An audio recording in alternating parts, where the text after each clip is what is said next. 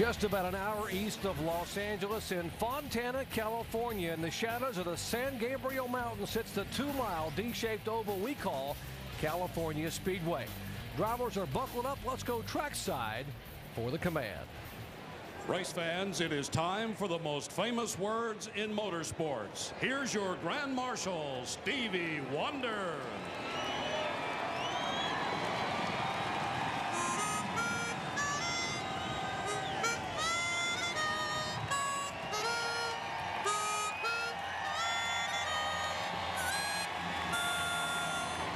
Gentlemen, start your engines. Crank them up, gang. Crank them up. Man, fire it up. Pick it up. Yeah, Tim, I don't know where you at about that tonight. Talking too much. Tell me shut up. So I want to stop doing that. Just if you do put it back, you have to write down that you put it back. I just rather do it myself or have it written down so I can see it, you know?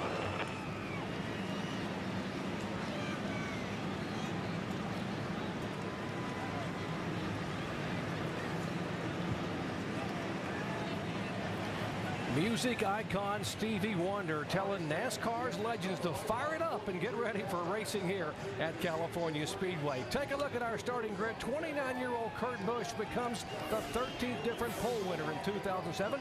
Picks up his 10th career pole. He'll be flanked by California native, reigning NASCAR Nextel Cup champion Jimmy Johnson. And while you take a look at where your favorite driver will be starting, let's visit with our in-race reporter, the driver of the DirecTV Chevrolet, Clint Boyer, who starts back in 24th position.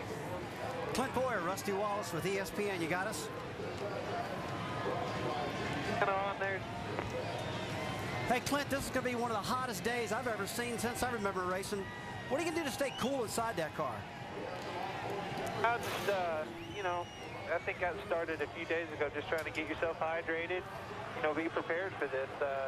You know, I think, you know, Keel and everybody's done everything they can do to try to get me an aqueduct and everything in on me, but main thing is just be hydrated. Clint, no, you can lock up a spot to chase for the championship today. With that said, how aggressive can you be? Well, you know, I think that's the biggest thing we got to be careful of. We got to be aggressive, but we got to take care of business. You know, this chase is very important to us, and you know we can solidify our place in it right here. So we're gonna race hard, but not do anything stupid. All right, Clint, we'll be talking to you later. Have a good one, buddy. Making the calls for Clint today on pit road will be his crew chief, Gil Martin. Hey, Gil Martin, Andy Petrie up here in the ESPN booth. Got a copy? Yeah, Andy, I got you. Hey, Gil, I can't remember it ever being as hot at a racetrack as it's been this week, and especially today. What kind of things on the car are you most worried about? I'll tell you, Andy, I've never seen all the components on the car as hot as they are. I mean, the mirror's been falling out. Anything that's stuck adhesively, we've had to use wire ties on or anything.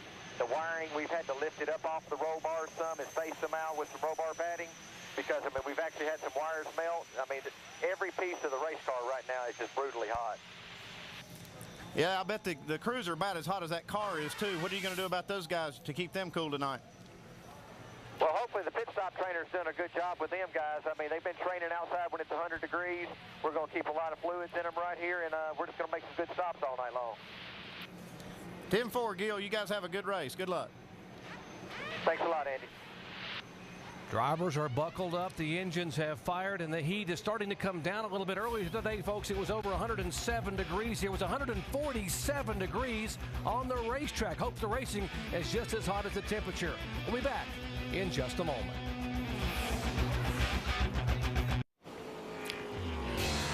We welcome you back to the NASCAR Nextel Cup Series at California, presented by Principal Financial Group.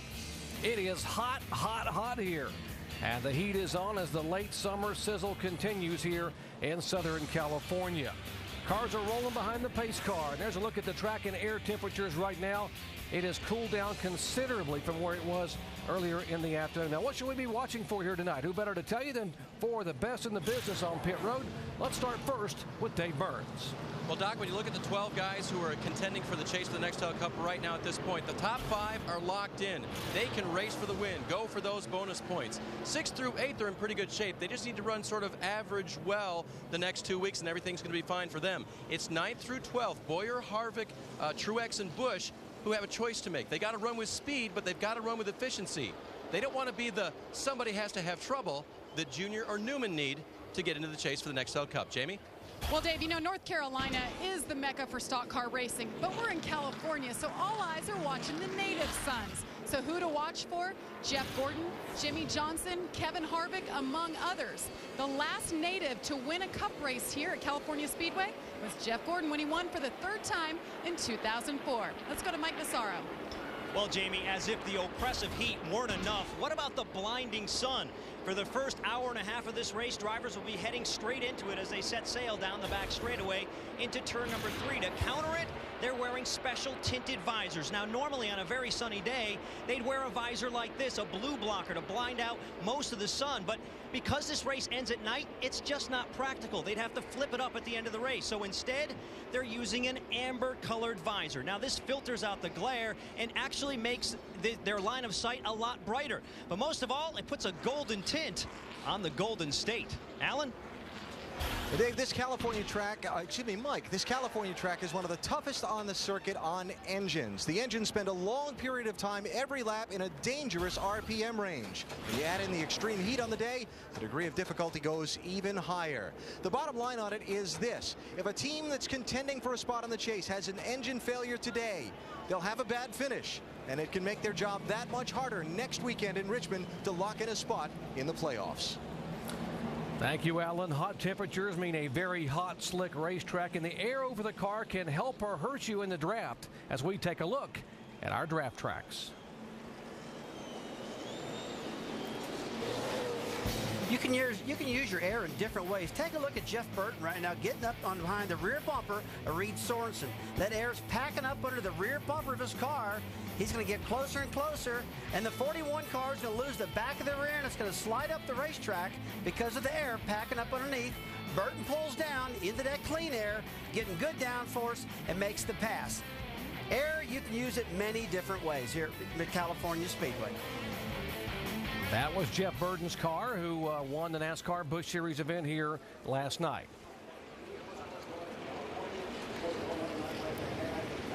Nine high-definition onboard cameras. We're riding along with Dale Earnhardt Jr. starts 7th in the Wrangler Budweiser Chevrolet. Greg Biffle starts 10th in the Aflac Ford. Tony Stewart 22nd at Home Depot Chevy. Jeff Burton 15th. The AT&T onboard camera. Juan Pablo Montoya 42nd, the Big Red Dodge. Michael Waltrip 25th, the Napa Auto Parts Toyota. Jeff Green 32nd in the Best Buy Chevrolet. We've already heard from Clint Boyer. And, of course, Brett Bodine driving the Chevy pace car. Be able to look back and watch this front row of the Dodge of Kurt Busch and reigning Cup champion Jimmy Johnson as they lead him down here to the green flag. Getting set for the green flag, 500 miles, 250 laps. The race to the chase is down to 2 races, this one and next Saturday night at Richmond, Virginia. Can the top 12 hang on? Can Earnhardt Jr., can others get there? We're going to find out because the pace car peels away. A crowd of over 90,000 on their feet as the green flag is about to wave on NASCAR's finest here at California Speedway.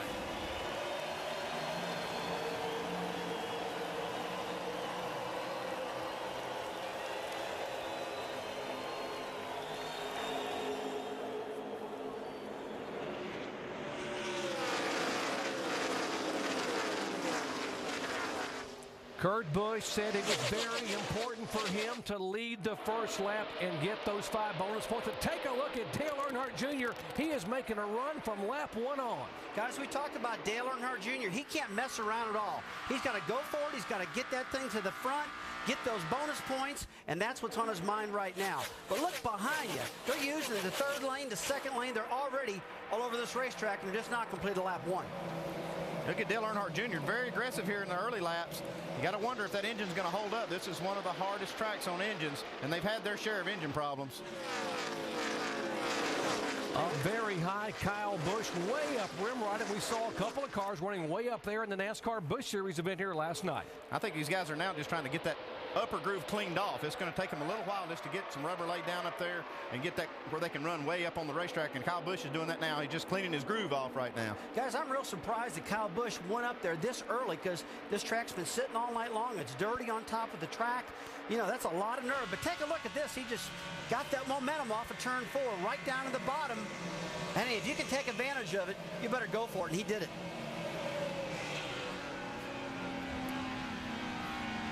Big concern here has to be the engines and how long the engines will live here in this oppressive heat. I guess you worry about the RPM range. Especially when you're running up high on the racetrack like you see Kyle Busch. That makes the engine turn, you know, quite a few more RPMs. So if you're worried about your engine, I'd want to try to keep that down a little bit. But these drivers are going to fight and try to find the fastest groove on the racetrack. I'll tell you what, Andy, worse than that, did you see that sun going into turn 3? That's what these drivers are going to fight for about an hour until that sun sets behind the grandstands or the back wall over there, enter at turn 3. Can't hardly see anything. That's going to be a tough one. And it's only going to get worse as the sun goes down. Rusty, how do you handle that at 190 miles an hour when you suddenly come off the corner and you can't see anything but this bright light in your eyes? But Jerry, when you come down the back straightaway, you got a pretty good visual of who you're following and where they're at, how far ahead of you are. And also your spotters are helping you. They're helping you quite a bit. So, hey, this is a tough thing. When I used to race here, going into turn 3, that's one thing that's always concerned me early in this race. 31 car, last night's winner, Jeff Burton, looking for that first win here at California Speedway. Dave. And talked with Rocky Ryan, the spotter for the 31 of Jeff Burton earlier today, about how he spots differently when Jeff drives this race at this time of day and with that blinding sun you guys are talking about. He said, I basically talk around his car a lot further out and in both directions. He says a lot of tracks, I don't tell Jeff what's going on way in front of him, but here I do. I tell him about the cars in front, the cars in back, much more information than I usually give him. And Jeff says, keep it coming. I'm not going to tell you to shut up. You know, if a spotter's starting to aggravate you, you're going to tell them to shut up. But take a look at this, side by side already.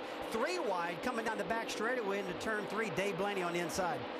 This is 28 through about 36 here. These cars all together battling for position. The 18th is Yaley, and he's in 29th position. You have to love a racetrack that's as wide and smooth as this. These cars can run 3, 4 wide, no problem.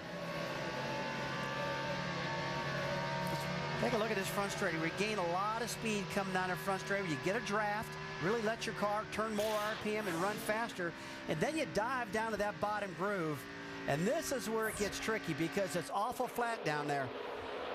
Battle for position. This is for 5th spot as Kyle Busch sliding right on by Dale Earnhardt Jr. to take the 5th spot away, and now will set his sights on the 12 car of Ryan Newman. Allen.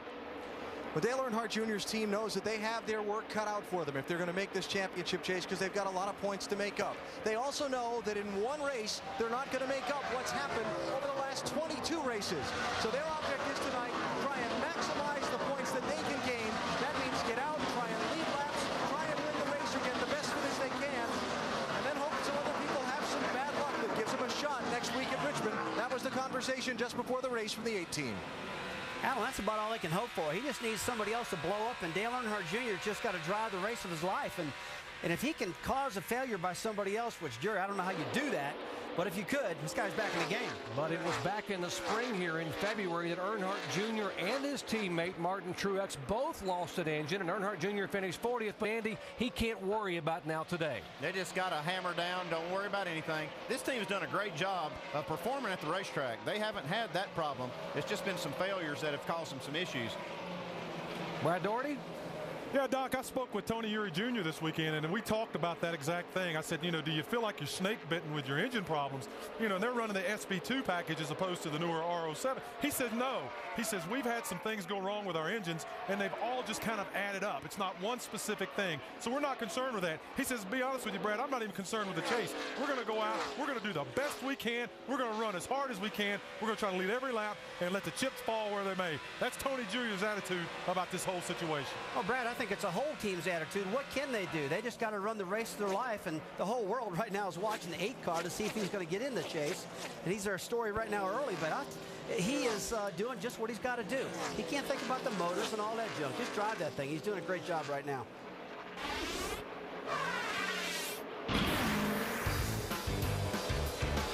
Trouble on the racetrack here. Lap number 8, the 78 car. That is Joe Nemechek, who was driving the 78, had made the show. And apparently They must have an engine problem. We talked about how these engines are just stressed to the max here in the heat as the caution out will wave here for the first time on lap number 8.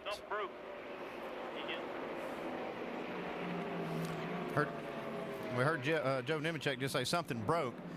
You know, this track is very hard on engines, but this is still way early to be having any kind of an engine problem, only 9 laps into the race.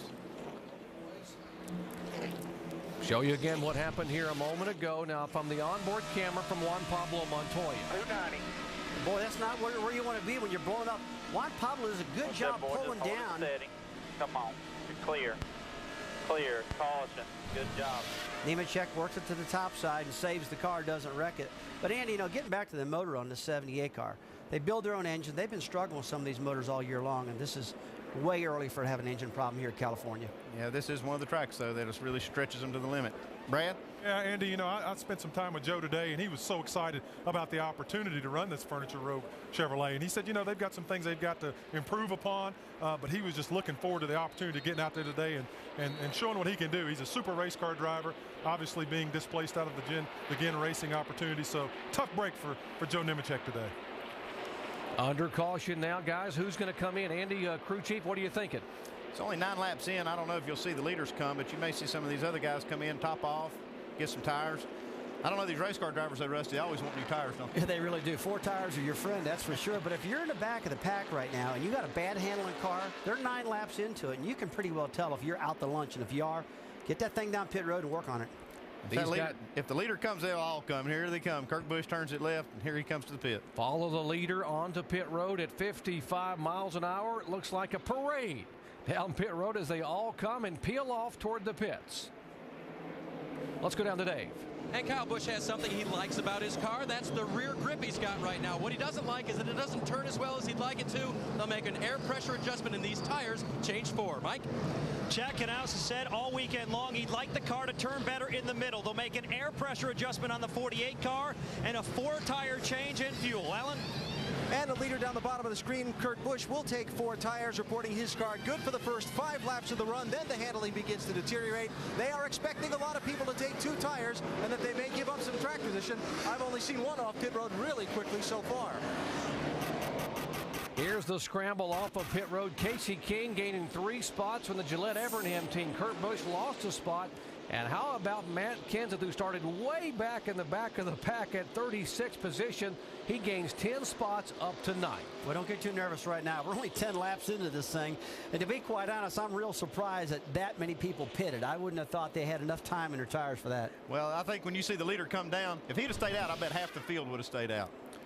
Possible. Whoa, contact on pit road, and that's going to hurt. That's going to leave a mark. The 42 of Juan Pablo Montoya and Carl Edwards, the collision, trying to get in and out. And when that happens, who's at fault? Who's at a combination? Oh, man, I don't know. But I'll tell you, that 99 car had a great car, and he just better hope he didn't tear up the suspension on the front of that car, because if he did, it's going to be a long night for him. Thank you, Steve. Back at California Speedway, under caution for the second time today. Debris on the racetrack on lap 15.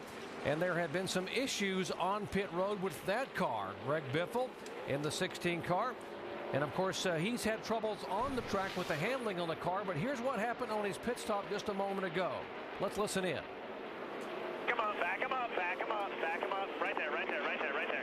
Sorry, guys. I thought it'd stop better down on the concrete.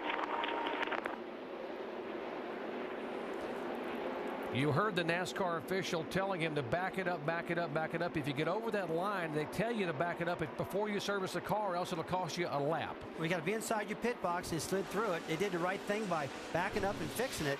But he's had bigger problems. He's been really loose, and they're working on the car right now.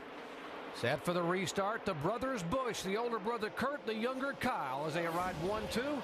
And Jimmy Johnson in hot pursuit, headed back to turn 1. And look back there, Jeff Gordon, the 24 car, getting a little racing. This racetrack is so wide that on the restarts, guys, you can really go for it. You can run 2 and 3 wide, and when those tires are cool, you're going to see a lot of these drivers just getting very aggressive, getting all the spots they can, because as the tires warm up, they don't handle as good. Looking back at Casey Kane, the right side of your screen, in the 9 car, the 11 car, Denny Hamlin, who's already locked in the chase. 38 car, David Gilliland right beside Casey Kane. As you're looking back from Dale Earnhardt Jr.'s onboard camera off of the rear bumper. Now, we talked about engine RPM, but right now the track's pretty slick. Engines are probably about a couple hundred RPMs less than what they're going to be tonight, Andy. I'd say that not a big concern at the moment, but later on, probably going to get worried about this. It's going to be, as the shade goes on the racetrack, lap times come down and engine RPMs go up. And a lot of these guys will put tape on the grill and some other things as that temperature comes down so they can get a little more downforce on those. Great battle here back and forth between the 24 and the 8 car. 24 made the pass, and Dale Earnhardt Jr. said, not right now. I'm coming back by you. Here comes Denny Hamlin back by. But the 24 car, Dave was making a move, and now he's dropping back. Yeah, and they're one of those guys that can race well here, race as hard as they want to, being locked into the chase. Started 16th today, raced his way all the way up to 9th on that first run. And, really when you look at it, all the success Jeff has had here and the way he's been running this year, that was all pretty much on speed. When they had a chance to change the car, they really didn't do much of anything. Slight air pressure adjustment to keep up with the track on that first stop. Tell you, I'm surprised these guys aren't having more problems than they are. All week long they complained about the car sliding around the racetrack a lot, and especially off of turn 2 where the racetrack flattens out pretty bad. But as this racetrack gets night, these cars aren't going to slide at all. These things are really going to get hooked up with the cooler track temperature. One of the drivers who has never won at California Speedway, this may surprise you because this guy's been good everywhere he goes, is the 2-time NASCAR champion Tony Stewart, who started back in 22nd position. Tony Stewart right now, trying to make his way toward the front. He's being shown in 12th position. Well, if anybody can drive a loose car, it's Tony Stewart. I mean, he's used to driving those dirt cars, and he likes to run these things sideways, and he's getting it done. Crash. The 19 car, Elliott Sadler, spins it, stays down out of harm's way. Former winner here. Doesn't seem to have any contact, but it will bring out the yellow flag for the 3rd time. Looks like a little bit of contact on the left rear quarter panel, Jerry. Might have got hit there. Flat right front tire. Let's take a look at this replay and see if it came down here. See how they ended way up top of the racetrack and the real slick stuff. We saw that a lot last night in the Busch race, and about 3 cars lost it by running too high. Elliott kind of got out of shape there, but he saved it, and that could have been a big one, guys. Dale, I'll tell you, the top of that racetrack is awful loose, and these guys are running so high last night in the Busch race, and why they would run so high early in this race is beyond me. What do you think? Well, I think they're just searching for some grip, Rusty, as much as they possibly can. But being good friends with Elliott, we traveled out here together for the last couple of days and spoke with him just this morning. And he's not been happy with his race car. They seem to be able to qualify extremely fast. But just like at Michigan, whenever they qualified well there, they just cannot get a handle for these things during the race. And I think we see he and Casey both struggling a little bit. Scott Riggs didn't make the race. So they're really having a tough time whenever it gets down to race conditions. You know what, Dale, talking about that, I was talking with Donnie Wingo earlier, and he says Montoya, Juan loves to run high on the racetrack. He loves the grip. And I mentioned the same thing Rusty did. I said last night we saw guys, Denny Hamlin in particular, getting up there and busting their rear ends. And he said the reason why is because of all the dirt and dust. He says there's a ton of grip up there until they get in the speedy dry up there. But until then, they can run. Let's see if we get any fakes on pit road. Will they come? Will they stay? Nope. Here comes Kurt Busch. He stays, and it looks like Kyle Busch will stay on the racetrack, but Kurt Busch headed down pit road along with Jimmy Johnson. But here's a whole line coming in. They just pitted on lap number 8, and we're on lap 23, but they are on pit road once again. Dale Earnhardt Jr. stayed out. Mike? And Doc, Jimmy Johnson still liking the car to turn a little bit better. The call right now and expectation is for a 4-tire change. Also looking for a chassis adjustment. You see the wrenches in, pretty big turn on both sides, and they go to the left, work on the left side. 4-tire change for the 48. Alan? And a 4-tire change for the leader, Kurt Busch. Your strategy kind of framed by being in that bubble spot on the chase. You can't take a chance. You got a good race car. Come in, get your tires, play it a little bit conservatively. That's what they've done.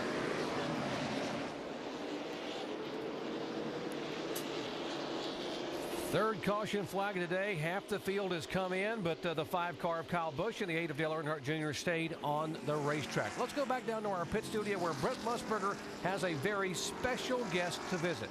Indeed, I do. A man who has given us some of the sweetest sounds in the world, Stevie Wonder. And of course, Stevie, you fired up the engines. That was a different kind of sound that you got when you cued them. Tell me what your reaction was when you heard it out there. I have decided that I'm not going to be a singer anymore. I'm going to be a race car driver.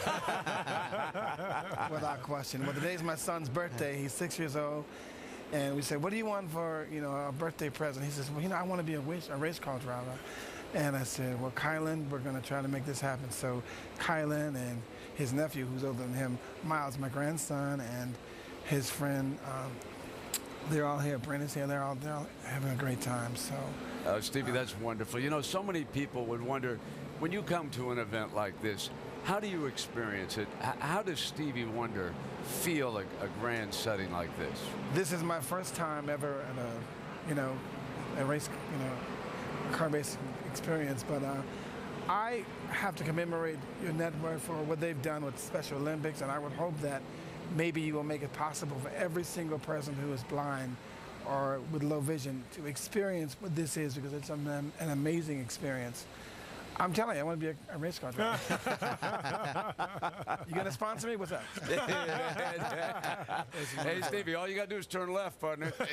Tap my left shoulder for the left, neck for the middle, and right to the right. We'll be hooked up. We'll be straight. What do you think, Dale? You want to sponsor him? Hey, he's got it all down pat. He's already talking about sponsorship, so he's got it. He knows what this is all about. It's amazing. All right, Stevie, it is so nice to have you with us. My Thanks pleasure. for bringing the family and everybody. Have a great time here this afternoon. Look at that. We send it back up on top. I tell you what, you want a sense of humor? You hang out with a Hall of Famer like Stevie Wonder, Doc. Thank you so much. How about that? A 19-time Grammy Award winner. And boy, he walked up to the stage during the pre-race festivities and just started singing, and this crowd ignited. I mean, they were, he just started singing about it, and the fans and the drivers were loving it. Great to have Stevie here at his very first NASCAR Nextel Cup Series event. Well, Doc, that was really cool. There's no doubt about that. But one thing that's really cool also is Dale Earnhardt Jr. stayed out. He's in second place right now, and he's got a chance to get 5 points, and that's what he's going for. And that 99 car, Carl Edwards, now after that pit road wreck, he's all the way up to 7th place with these guys pitting. Top 5 cars stayed out. Kyle Busch, Earnhardt Jr., Matt Kenseth, Ryan Newman, and Casey Mears. The 5 points you get for leading a lap. The question is, can Earnhardt Jr. get by the 5 car and lead a lap? He's going to try. Green flag waves. This turn 1 is going to be really cool. Who gets the best trip? If Dale Jr. can hook that baby on the bottom of the racetrack, but now it looks like he's going to commit to the top because the 5 went to the bottom. Pick up the throttle. No gainer right there. In fact, he's losing just a little bit. Earnhardt Jr. chasing a car and a team he'll be driving next year in 2008 for Hendrick Motorsports. As he leads DEI, here's Junior in turn 3, goes to the bottom of the racetrack, and Kyle Busch slams the door. Now, one thing I'm amazed about, they're way low on the racetrack. In fact, half the car underneath the white line, and that's something they never usually do, but we saw it a little bit last night, guys. This track is so wide, you would think you'd have enough room to race between that white line and the wall, but they're looking for some extra racetrack. If they're not below the line, they're up against the wall looking for that extra 4 feet. We know the guy who won the race last night, Jeff Burton, he worked that bottom groove really good. I mean, he was really getting some grip down there, and the rest of the field was way up high in the racetrack like they're right now. Here's a gaggle of cars on the right side of your screen. A lot of these cars pitted, and they are trying to work their way back to the field. A 20 car and 11. These are teammates for Joe Gibbs Racing. That's Hamlin and 20. Here goes Junior now on the inside. Can he get there? Although the 5 car is really good up off the corner. Well, guys, all he cares about is leading that just one lap. Get those 5 points. And if he can get that nose in front of the 5 car, Kyle Busch, a mission accomplished right there. That's what he's got to do right now. Here's Jimmy Johnson, 3 wide on the bottom under David Gilliland. These guys are racing all over the racetrack. Gilliland's car looks like it's a little bit out of shape right now, guys. Pretty loose. He's in the middle of the track. See Casey Kane go around outside him, and Jeff Gordon, he made a good move too a little while ago there. Now, ordinarily in the old days, you could go to someone's spotter and say, give me a break here. Let me just get a nose ahead of you and get one lap, and I'll give you the lead back. But you're talking about Kyle Busch, and he's trying to protect his brother, Kurt Busch, who's the one Earnhardt Jr. is chasing to get in the chase. I don't think he's protecting anybody. I think he just wants to lead this race. He's not going to let anybody get in front of him. So you're saying blood's thicker than water, right? I got to believe that. 17 car of Matt Kenseth, who won here back in the spring, all the way from 25th position back in the spring. DJ?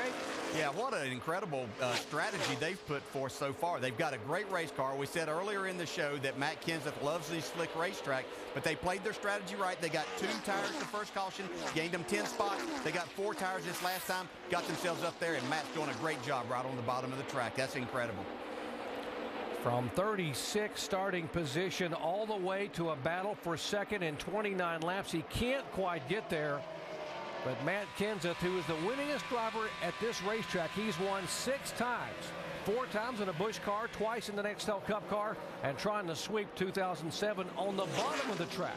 Trying to make the move inside the 8 car of Dale Earnhardt Jr. If that 17 car can work with the 8 car down the straightaways to get some draft going on and shoot him past that 5, you got to believe that's what Dale Earnhardt Jr. is thinking right now. I can't give up because I'm close to getting these 5 points. You can drive a mobile home between them right now. Look how wide they run here in these corners. They get so much room to race here. It's just unbelievable. And the line the 17 car is using coming off the corners, like he goes up on top of the ski slope and comes all the way down across the racetrack to get that momentum inside of the 8 car. Ryan Newman, Greg Biffle, Matt Kenseth, Dale Earnhardt Jr., and the man who won here in 2005 at the age of 20 years and 4 months, Kyle Busch, the leader right now. Welcome back to the NASCAR Nextel Cup Series at California, presented by Principal Financial. These beautiful aerial shots from high above California Speedway brought to you by our good friends at Goodyear, helping NASCAR drivers get to the finish line for the past 25 years. Completely different lines by 3 different drivers. Kyle Busch, the 5 car, is the leader, left side of your screen. The 17 car now solidly in second place is Kenseth, and the Chevy, the car number 8 of Dale Earnhardt Jr. in third. Look how the momentum is on this 8 car, how he goes by. He got a little tire rub on the 55 car, it looks like. Looks like he might have gotten the back of somebody. The top of the fender looks like it's knocked down on Michael's car, rubbing that tire. Take a look at Menard. Got a big run down that back straightaway up on the 55 of Michael. Michael might have to bring that thing in and fix it right now, but the guy back on pace, 8 car of Dale Earnhardt Jr., he just got past the front of Matt Kenseth. Yeah, I saw just a little puff of smoke off of his fender there when he dove down in the corner and that car traveled down on the fender row on the tire. Now it seems like the 8 cars moved up high. A lot of these guys very high. You see the 55 now trailing a lot of smoke. And Andy, how long can you as a crew chief allow that to happen before you got to call him in? That's a little bit more smoke than I want to see. I don't mind seeing, like we saw Dale Earnhardt Jr.'s car go in there and puff a little smoke when the car goes down, but you don't want to see that smoke carry all the way into the corner like we're seeing with the 55. It's just a little bit to work, would worry me a little bit, maybe a little too much. We are being told from spotters that there was contact with the 88 car of Ricky Rudd. And speaking of Ricky Rudd, congratulations on a major milestone, his 900th career start. Only the second driver in NASCAR history to reach that milestone. The other one was the King, Richard Petty, who logged 1,185 starts prior to his retirement. Speaking of Ricky Rudd, driver of the number 88, our Aflac trivia question: where did Ricky Rudd make his very first career NASCAR Nextel Cup Series start? What do you think, guys? I can't answer that one. It's got to be some short track in Virginia. Something like that. That's what I'm thinking. Hold on to it. That thing's on fire. Got some more coming here. Hold your line. All right, come on down. Get that thing stopped and get out of it. Get that thing stopped and get out of it. Heavy contact. What happened, Mark? Motor blowed up or something. Safety crews trying to get out to Michael Waltrip quickly. We saw the tire rubbing. The flames are getting into 3. Michael is yet to get out of the car. The flames are there. They're trying to get to him. They have a sense of urgency to get him out of the car. Here comes the fire extinguishers. Michael finally trying to get out. The Hans device and some of the connections have him hung there. They're trying to pull him out of the car, and Michael is a very big guy. Over 6'5", 250 pounds, and they finally get him out of the car, and they get the flames extinguished. Well, it really looked like he struggled getting out of the car. It took a lot longer than I would anticipated that happening. And he's breathing all that fumes, all the stuff from the fire extinguisher. But Mike looks pretty good right now. I was worried about that left front tire rubbing. Just rubbing just a little more than I'd like to see it. Yeah, before I say anything, I want to see the replay, see what's going on, because Andy, that left front was smoking hard. Let's take a look at him getting down the back straightaway and see what happened here. Heard a spotter say something blue. It must have been, it was that left front tire, looks like. And boy, he just took, what did I get, an oil line? Yeah, that's what the spotter said. It looked like it blew an engine. And that's the reason he said that, because that tire blew out and probably sheared an oil line off the oil pump or something on the engine. And that's what made all this fire. You know, they always tell you when you're starting to learn how to drive, and NASCAR tells you also, guys, if you got a tire rub, it's generally not going to get better. Get it in and fix it. But he thought that maybe it might go away, and it didn't. Boy, big explosion on the left front tire, oil lines, everything, and what a tough deal. Hold on to it. That thing's on fire. Got some more coming here. Hold your line. All right, come on down. Get that thing stopped. Get out of it. Watch the window net. Stop and get out of it. He's trying to get the window net down in a hurry. Motor blowed up or something. You can see fire coming up in the cockpit, probably from the shifter tunnel or something inside the car there. There's a lot of heat inside that car. These guys wear fire protective clothing, and that's what probably saved Michael from getting burned or hurt worse in this car, and that gave him time to get out. Well, when the tire blew, guys, it was so violent, it just caught on fire immediately, and he didn't hit the wall hard or anything. He just kind of slammed it a little bit, but right now he's disoriented. There's smoke inside the car he can't see. His spotter's helping him to slow down to get the car stopped. And Mike did hear enough to get the window net down, which is really good. But again, good job getting that thing in. Fourth caution flag today. Leaders now will all head on pit road. As the 5 car heads down, that is Kyle Busch. Let's go down to Jamie. Well, guys, Matt Kenseth started 36th. He worked his way up to second. How'd he do it? He took right sides only on the first stop. This time it's going to be 4 tires, no changes. He said the balance on that car is good. He's just lacking a little grip. Dave?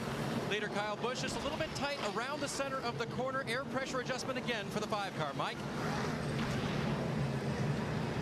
Greg Biffle real loose. They're going to make an air pressure adjustment. 1 pound out of the right rear. A 4-tire change the call for Biffle. Alan? Trying to get the front end of the 8 car to hook up a little bit better for Dale Jr. A 4-tire change and a little adjustment. Watch the race off of pit road. The 5 car, Kyle Busch getting, he will not lose a thing. Matt Kenseth gains a spot. Truex Jr., great pit work for the DEI crew. He gains 3. Dale Earnhardt Jr. loses 2 positions. Tony Stewart up 3 into the top 10 here back in 9th position. Crew camera, front tire carrier, Dale Long, Lexington, North Carolina on the 07. Clint Boyer. Got to get that tire that rolled away, get back to the wall, and get over to this side.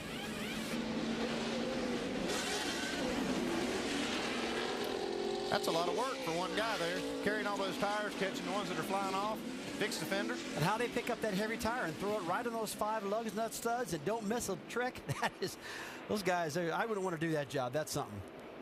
Got to be an athlete to be able to do that. But what about the answer to our trivia question? Where did Ricky Rudd make his very first career Nextel Cup Series start? Could you guess?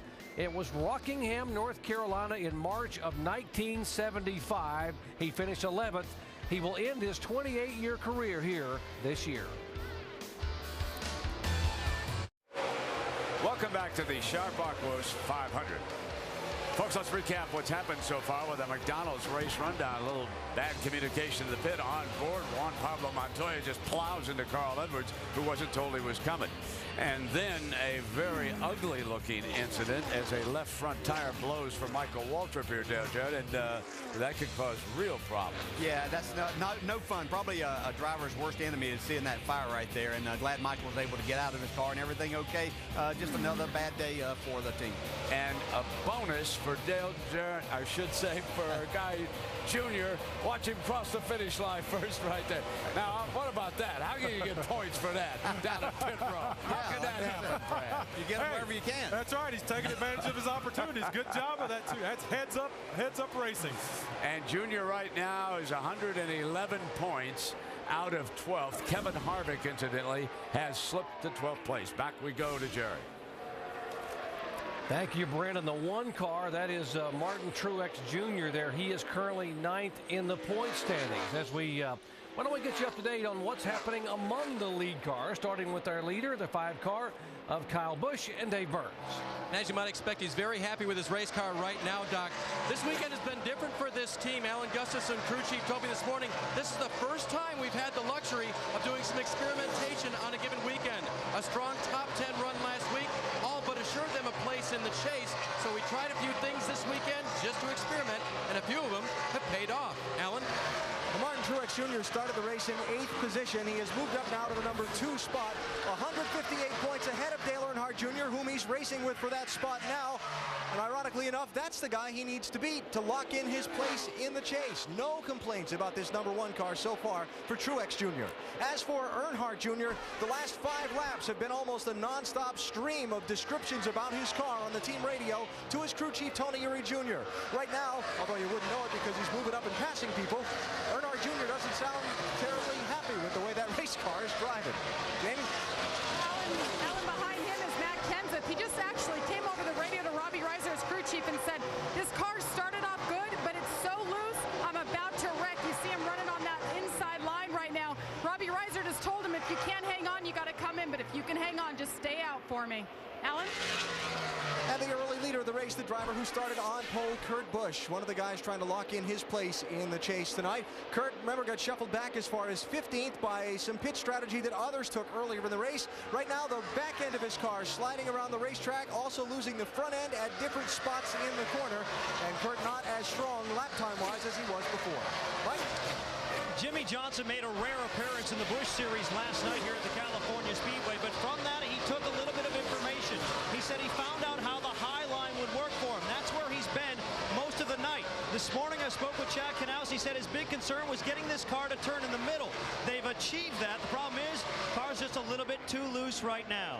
Meanwhile, Tony Stewart, he's never won here at the California Speedway. In fact, his best finish has been 8th, but the track conditions are very much to his liking. He likes it when it gets hot and slick because of the car control. He learned this quite a bit back in his dirt tracking days. It's working out pretty well for him right now as he's running very solid in the top 10. Alan? And an update on Casey Mears, who's running in 8th place now. Bakersfield, California native. This is about 160 miles from his hometown. Casey did not pit at lap 24. He did pit at lap 41. He started the race with a car he felt very comfortable in, and they're solidly in the top 10 right now. Dave? 31 car of Jeff Burton running just behind them. Jeff has been fighting a car that's been just a little bit loose in and tight overall. Jeff actually pretty happy with his car most of the weekend. Right behind him, Jeff Gordon, trying to stay him on the same page with crew chief Steve Letarte. They made some changes to the car to make it work better through the center of the corner, but Steve reminding his driver, you know what, make sure you tell me if you are changing your entry to make the center of the corner better. Don't let me over adjust and mess up a different line you might be trying. Guys? Great update, guys, on the top 10 here. But one of the cars that we're talking about that a lot of people were concerned with as far as the race to the chase is the 29 car of Kevin Harvick from nearby Bakersfield, California. Now, there's Harvick.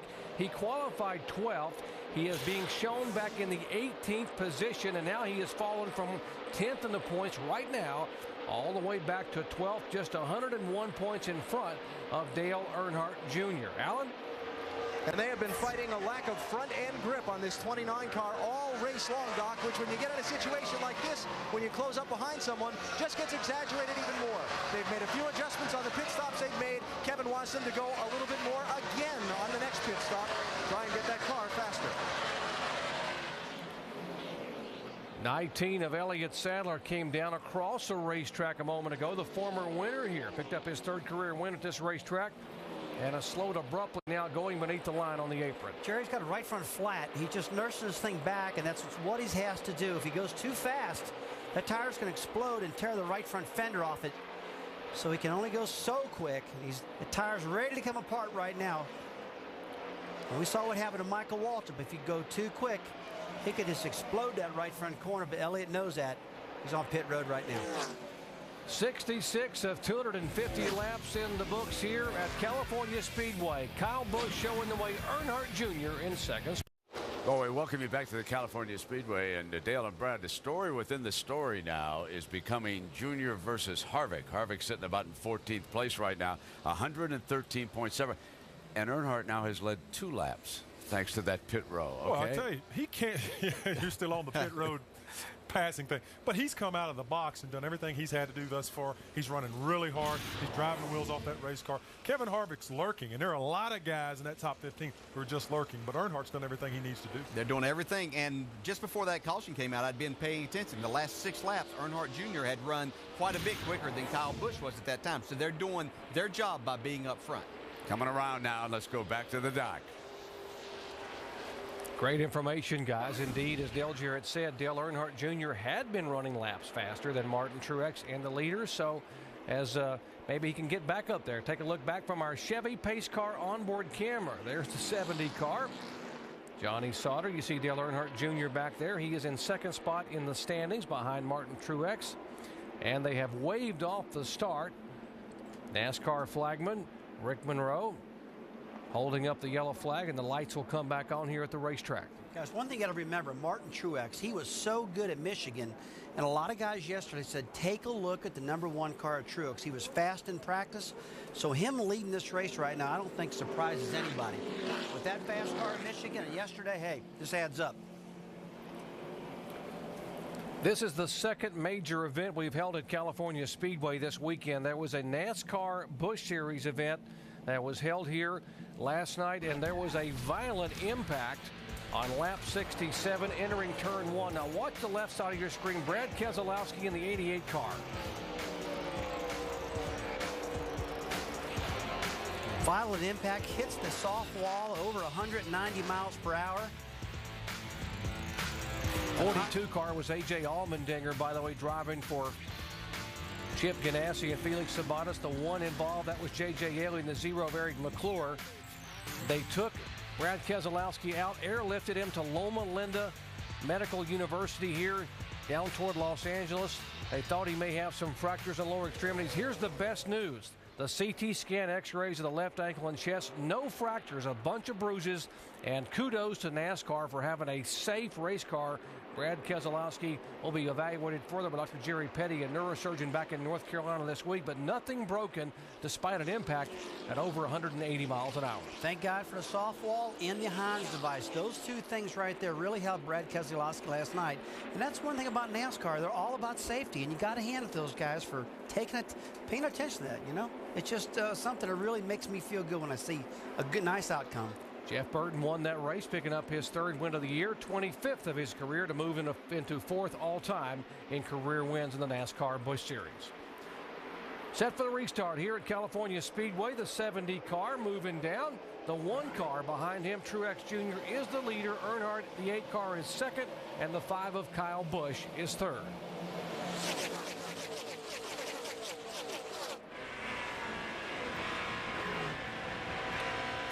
And boy, he just opened the door up right there. Truex did. He went to go around the outside of the 70 car of Sauter.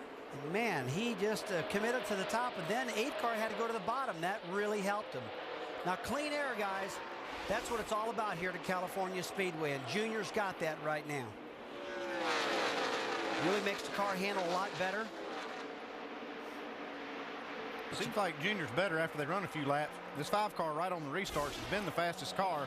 Then after they run 5-10 laps, it looks like Dale Earnhardt Jr.'s car gets better. It's going to be interesting to see now how he can handle this car in clean air. You know, I see the 1 car and 8 car running so close together out here. Makes me think about all the engine problems they've had. Will these engines hold up? They've had a lot of engine problems, and so Junior can't stand any more of that problem right now with the position he's running in. Alan?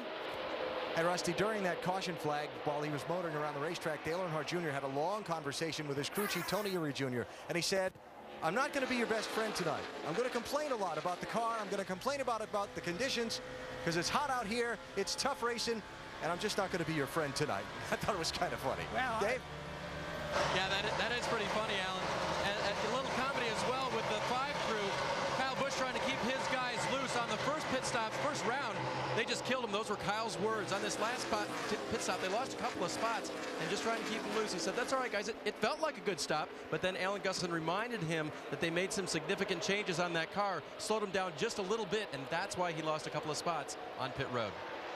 Thanks, guys. The 5 car is very good, as you guys mentioned, on the restart. Dale Earnhardt Jr. now trying to hang on that bottom line, but we're riding along with a car that has really been awfully good here the last 10 laps. That is last night's winner, Jeff Burton.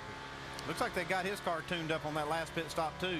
He's been hanging around the top 10, top 5, but he's now up here challenging these guys for the lead. All right, you just wondered how fast these cars go. There's 202 miles an hour going into turn 1. Last night in the Busch race, we saw about 195, so just a little bit slower for the Busch Series than the Cup guys here. But, Andy, that's a lot of speed carrying down into turn 1, and it's pretty hot out there with no grip. Watching Dale Earnhardt Jr. in second spot. More, DJ? Yeah, just thinking about what Junior was telling Tony Eury Jr. there. I bet if he can make his car as he tries to take the lead here again, I bet if he can get that car to victory lane for it, he could probably find him a seat on his jet going home and get him home a lot faster than he would if he can get him to victory lane. Yeah, that's not a bad point. It's a long way home, but if you can get a jet ride home, hey, that's what it's all about. We've been out here in California for a long time, and it's been really hot. But hey, look at this action, 3 wide. Coming off of turn 2, and that's the flat portion of the track. Whoa, that's tight. Bottom, middle, and top. It's the Jeff Burton sandwich. Earnhardt Jr. goes all the way to the bottom of the racetrack, jams the throttle, and takes the lead away from the 31 and the 5 car. And we said Junior's got to run the race of his life. He's got to be aggressive. He's got to go for it, and that's what he's doing right now. They've got the 5 points. Now he's going for the most laps led. If they can stay up with the chassis, he's going to have a good finish tonight. I love this format. You got these guys up the front racing hard. I mean, Dale Earnhardt Jr. is racing for his life right here, trying to make that top 12 in points. And then you got Jeff Burton back here. He wants to get another win. He wants to try to get some extra bonus points when this thing does go into the chase. So I just love it. He's got a lot of, motivation for these guys to go out there and win races. Dave? And talk with Jeff Burton and crew chief Scott Miller in the hauler today before the race. And they were talking about how they came into this weekend attitude-wise. Wanted to try just a few things. I said, well, did you make anything significant gain-wise? And Jeff said, no, not really. But it got us to thinking about things. Things we might try next week. Things we might try 2 weeks down the road. Things we have tried here and didn't work out. It got our minds working on other stuff we could do. And as we mentioned, they have the luxury in the space they are in this race to the chase. Well, right now, Jimmy Johnson, his last time by was equaling the leader of Dale Earnhardt Jr. right now in speed. And the track's changed, but boy, one thing I'm noticing, guys, is the sun. Coming down the back straight, it was starting to get really bad on these drivers. Jimmy Johnson has not led a lap today. He is a native Californian from nearby El Cajon down near San Diego. Ran the NASCAR Busch Series race last night, only his second start in the Busch Series, and now moving to the inside of the 31 car for 3rd position. There's Jimmy Johnson all the way down on the bottom of the racetrack. And up front there, side by side, is the 5 car in Earnhardt, Kyle Busch, and Dale Earnhardt Jr. And Earnhardt Jr. can't get much closer to the wall than he was a moment ago. And Junior's thinking, Kyle Busch, you're aggravating me. I'm so tired of fasting. Hey, look at this sun. Really blinding sun. It's going to get worse, guys. Right in the windshield of these drivers, and it's really hard to see. Now, that's not real bad right there, but it's going to get worse. Dave?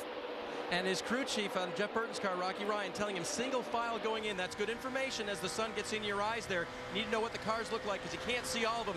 But Jeff Burton may have a right rear tire going down. That was his self-evaluation. And he's now complaining about being loose in the car as well. So that's what alerted him. He's monitoring it. And we got a crash, guys. Trouble on the racetrack. The 7 car of Robbie Gordon. And whoa, right across the racetrack and almost caught the right side of another car who was down on the apron. Robbie Gordon had been running so well in that 7 car. Had moved Get on in here. Let's take it right to the garage. Take this over. That's about as fast as I ever seen any car go down the racetrack backwards against the wall. That was your... He looked like he was running as fast backwards, Andy, as he was forward a little while ago. That was incredible how quick he was going. But it felt fast, too, going backwards. Yeah. Robbie Gordon from Orange, California, one of the 7 California natives running here. And he will turn in onto pit road at the very end down toward turn 1.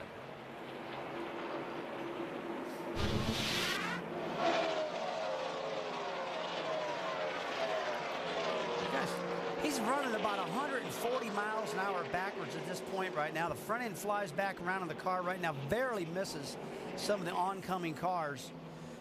But boy, when he lost that car, that thing turned around on a dime and just flew down against this wall as it goes past us now. That's very unusual looking. When I was watching that, I went, man, don't believe I've ever seen anybody that quick.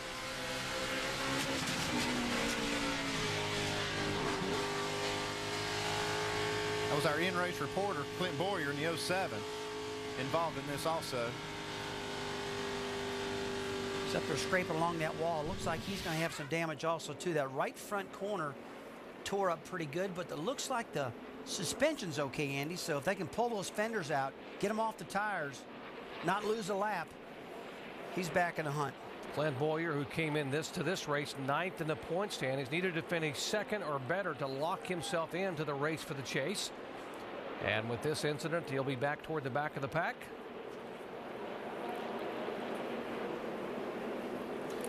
Lap 85, caution number 6. Now watch the 7 car right in front of Jeff Green here. The 7 car of Robbie Gordon Spit. On the inside, all the way at the bottom. Come on, one more, come on. Come on. Oh. Clear. Man, as a driver, you don't know which way that guy's going to go. If he's going to stay on top of the track, slide across. Pit stops are happening. We'll see what's happening here. Kyle Busch leads him down. Dale Earnhardt Jr. stays on the racetrack. Let's go down to Jamie Little. Well, guys, Carl Edwards rebounded from those early mistakes early on. He's in his pit box now. They decided they are going to take the 4 tires because he needs an adjustment. He needs to tighten it up a bit, so it was worth taking the risk and taking 4 tires and losing some time. Dave? For Jeff Burton, Jamie, they said, since we potentially have a problem, let's go ahead and change 4 tires, no chassis adjustments, just to make sure there's nothing wrong with that right rear. Mike? Jimmy Johnson saying the car's getting a little bit loose off turn 4. Otherwise, pretty good. A 4-tire change in fuel, no adjustments. Alan? And Kurt Busch pits from 5th position. They made adjustments on the last pit stop. He liked it a lot. They're going to go a little bit more this time with 4 new tires. Scramble off of pit road, and you see that Matt Kenseth gains 8 spots. Brian Vickers in the Toyota up 12 position. You see Kyle Busch lost a spot. Kurt Busch was a push. Jimmy Johnson -3. You heard about the adjustments there because he was loose off of turn 4. Jeff Burton, they went to all 4 tires, and he got a break because he thought he had a right rear going down. A big break for Jeff Burton on this caution flag. Great effort by the guys here for the 83 team. Brian Vickers getting on and off of pit road. Back with the green in a moment.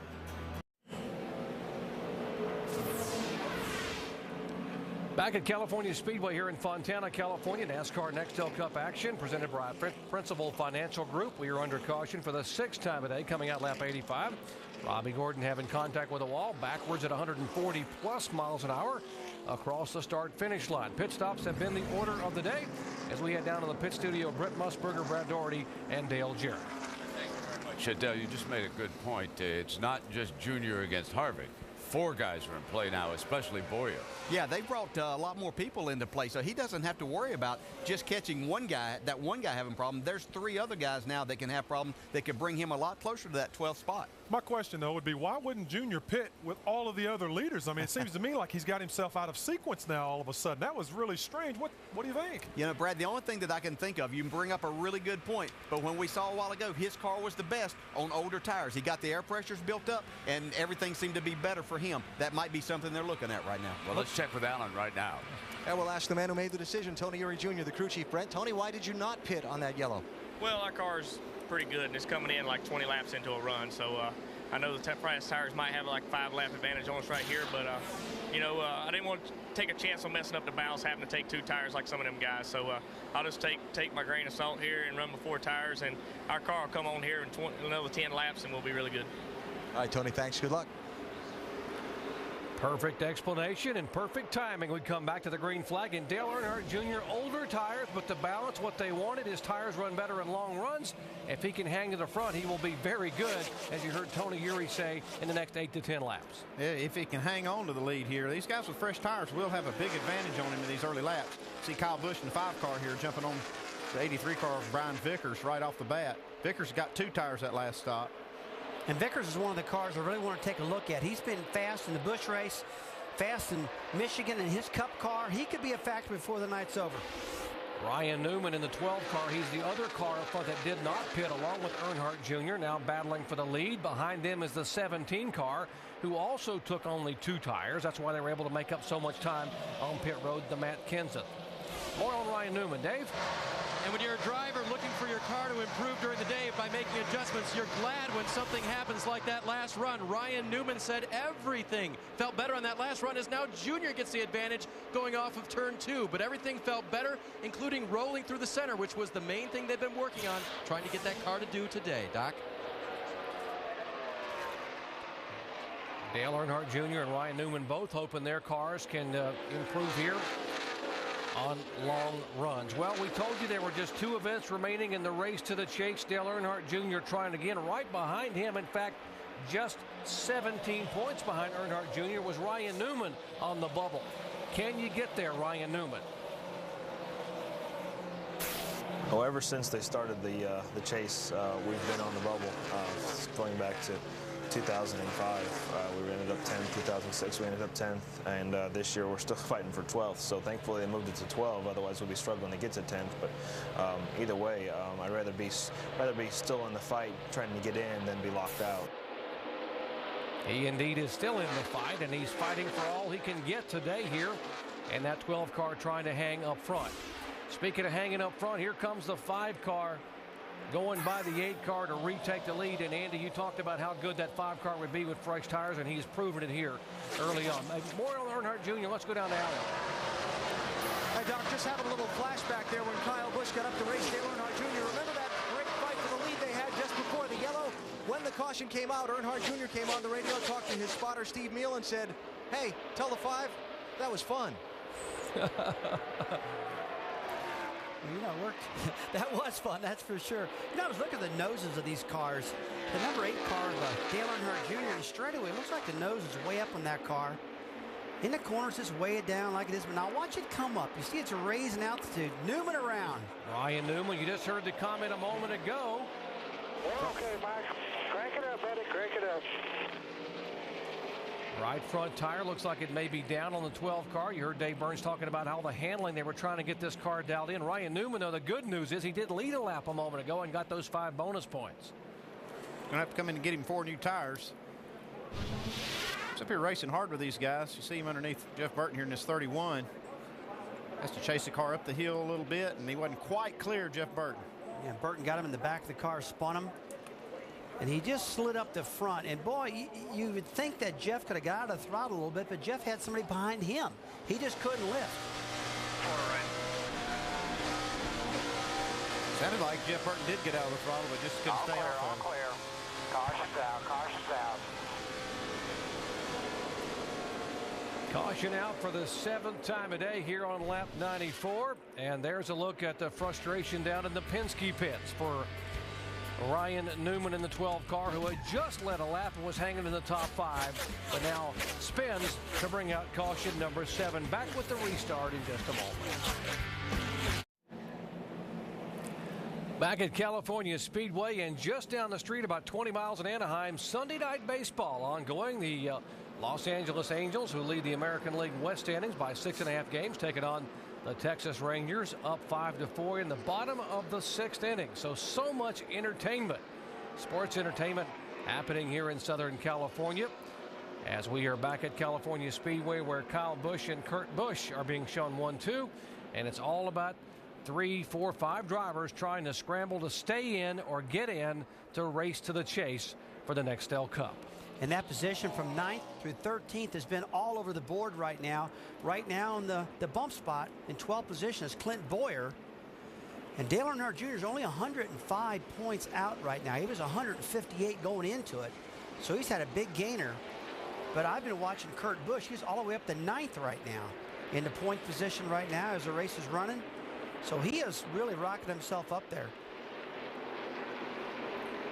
Remember, the drivers that are locked into the chase, and that you are seeded based on the number of wins you have. You get 10 bonus points per victory. And Jeff Gordon has 4 wins. Jimmy Johnson 4 wins. So they would each get 40 bonus points. Tony Stewart has 3 wins. He would get 30, and so on. Remember that Kurt Busch has 2 wins. He can win the next 2 races possibly and get as many bonus points as anyone. if he were able to stay in the chase for the Nextel Cup. As good as that 2 car's running, they look like almost a favorite going into the chase. All about momentum, and here they come down with a lot of momentum. Taking the green flag again, Kyle Busch, older brother Kurt Busch, Earnhardt Jr., Jimmy Johnson, and Jeff Burton in the top 5. Kyle Busch has been so strong in these restarts. He gets a lot of run, a lot of bite, and he just jumps out like he's doing right now. But the number 2 car of Kurt Busch, I've been looking at that car throughout the day. The nose on that car is very, very low to the ground, getting the best downforce, best aerodynamics. Pat Trice and his guys have really worked it out, where they figured out how to keep that car down and make it turn good. And that's what they really had to have about 4 or 5 races ago at Pocono, and they won that race. And that's one of the main reasons they brought this car here to California. How does that happen? How do you struggle for the first 20 races of the year and suddenly you find something and then you're just almost unbeatable? You dominate Pocono, you get a great win at Michigan, and how does the light switch flip that quickly in a race team? It's all about personnel, Jerry. It's all about working together and finding the right partner to work with. And Pat Trison has really lit that team up. He's kind of an old school crew chief that was able to take some of the engineers and make them work together. And DJ, I got to tell you, you and I have had several different crew chiefs, and they're all different, aren't they? Yeah, they really are, Rusty, but Pat Trison, as you said, has done a terrific job, and sometimes all it takes is a little bit of a change. But I remember Pat Trison saying after Pocono that they had that car in the wind tunnel, and they saw something that was a little different than what he had seen with the Fords, and he applied some of his knowledge from Roush Racing for a lot of years to that Dodge, and it seems to have really helped them. And you were talking earlier about why they wouldn't have brought the Michigan car maybe. I think the Pocono car probably had made a little more downforce and maybe a little more side force, and with this not having quite as much banking, it gives it a lot better feel here at this speedway. You know, you're exactly right. I was talking to Trison, and Trison said, you know, I know what the Ford wind tunnel numbers are, and this Dodge has got every bit as much, if not more downforce than that Ford did. So Kurt Busch and Pat talked and said, we need more rear downforce. So they put a lot of attention to the back of that car, and evidently they found the right combination. Got a glimpse a moment ago of great battles back here. The 31 car of Jeff Burton battling with the 8 car of Earnhardt Jr. for 3rd position. Now Jimmy Johnson goes by Earnhardt Jr. right up in front of him, and that is for 4th and 5th. Junior's struggling right now with these tires. He's got about 13 laps more on his tires than these other guys, and he's just struggling trying to find grip and trying to hold his spot up here. Mike? Well, you guys were talking about Kurt Busch not bringing the winning car from Michigan. Well, Jimmy Johnson and Chad Knaus elected to not do the same thing. In fact, the car they're racing tonight is the car they destroyed in Chicago back in July. This car's been rebuilt, new front clip, new rear clip. Chad Knaus just felt like it was a much better race car to bring here to Fontana. Okay? Mike, directly in front of him runs Jeff Burton, currently being shown in the 3rd position. Now, in that last caution, when he got into the back of Ryan Newman, one of the things he was talking about was stacking up behind him. The 83 car of Brian Vickers was right behind him. Jeff felt like if he would have lifted, he might have caused a bigger wreck, i.e. more cars, including himself, and that's why he stayed in the gas when he did. Might have felt just a little tap from the 83 in behind, but he didn't get spun. That's kind of why he got into Newman. Russ, you've had that happen before where it's better just to stay in it maybe than to let off and cause a big wreck? Well, if Jeff Burton would have got out of the throttle more, he would have got rear-ended and spun around, just like Jeff was saying on his replay. So they all did a good job, and unfortunately the 12 car is the one that got the worst end of that deal, but he didn't get much damage. He's back in the hunt. He's okay, and Jeff kind of looks like he did last night in the Busch race, working the bottom of the track. Got a good car. Looking pretty racy right here. He's already raced around Dale Earnhardt Jr. Now he's going around these other guys. Went around Kurt Busch in the 2 car. Looking pretty strong. Now, this is the time of night right now. It's just starting to set. The sun is. Yeah, the track's starting to make a little bit of a change. Going through that transition period, I call it, when the sun starts getting that low on the track, you don't really, you get a big change in the track temperature. And these cars that are set up for these dark, for the darkness, are now starting to come to light. Well, you're absolutely right. I can just look outside right now and feel it, that the track is cooling down. The outside air temperature, folks, might not be a lot different, but the track temperature itself is definitely getting cooler, and that makes the cars handle a lot different. And this is the time of the day where the drivers are thinking, now my car is going to change. It's going to go loose or it's going to go tight, and I've got to keep up with the changing track conditions. And right now, I'm getting on the radio with my driver saying, hey, what's your car doing now? I want to know what it's doing right through this transition, just to kind of get an idea of what to do later in the race here. Because I don't believe this track is going to change very slow. I think it's going to be a pretty fast change right now. The 31 car of Jeff Burton. We're talking about how good his car is getting. Well, last night when the sun went down, Jeff Burton's car got really good, really great. As a matter of fact, that's our Crown Royal crowning moment. The 29 car of Jeff Burton made the pass on the 5 car of Kyle Busch down the back straightaway. A handful of laps to go, and Burton would set sail and pick up his 3rd NASCAR Busch Series win of the year. His 25th career win puts him 4th all time in Busch as a winner.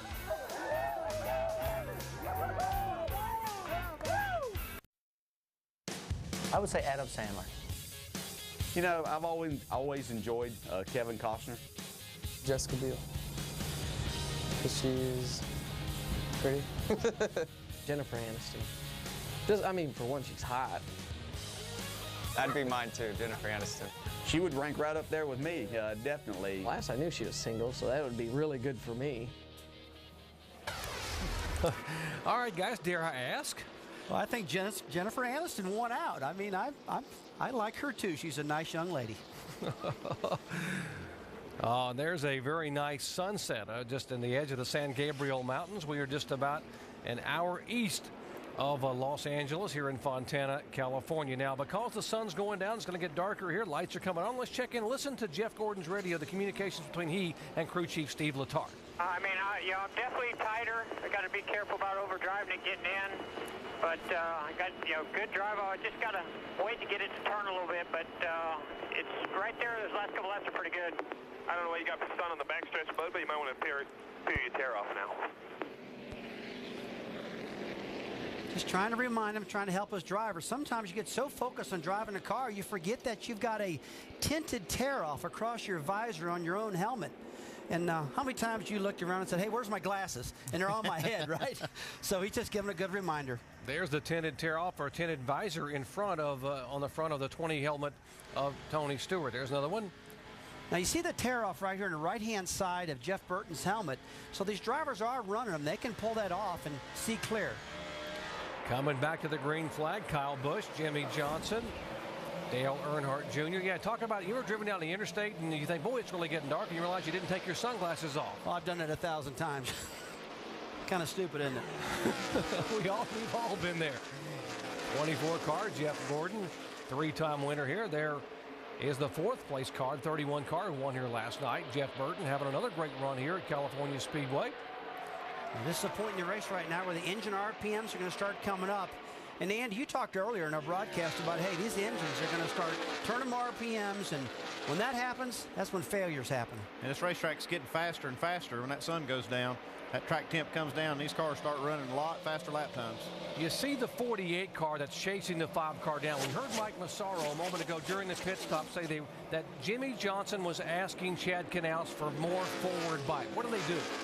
Well, they're looking for forward bites, just like when you step on the gas and the rear wheel starts spinning. You got to do something to try to fix that.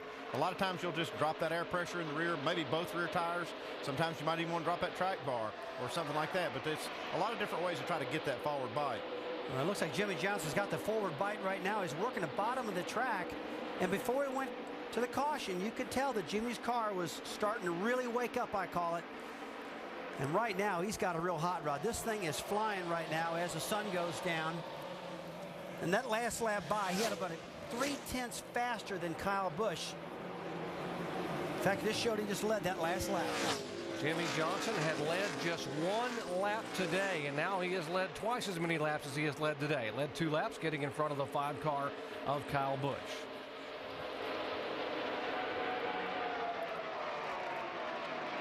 '16 car back in 10th position. That is Greg Biffle. He has been dropping back, and the car wiggling a little bit up there as Greg Biffle, one of the guys that was trying to hang on and at least mathematically try to get into the chase for the Nextel Cup.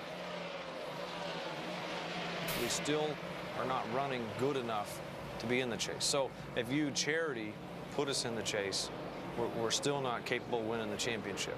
And that is important to me. Is it doesn't matter if I make or don't make the chase or make the chase. We have to be, you know, competitive enough to win the title. Otherwise, the chase doesn't mean anything. And they're doing things to try to put themselves in contention, at least, for picking up one of those qualifying spots for the chase. It's been an eventful day for Greg Biffle. He had a pit road penalty. He's been struggling with a loose race car. They just gambled on their last stop, took 2 right side tires, and made a track bar adjustment. That's given them a little bit more hope. They're back in contention, running 13th right now.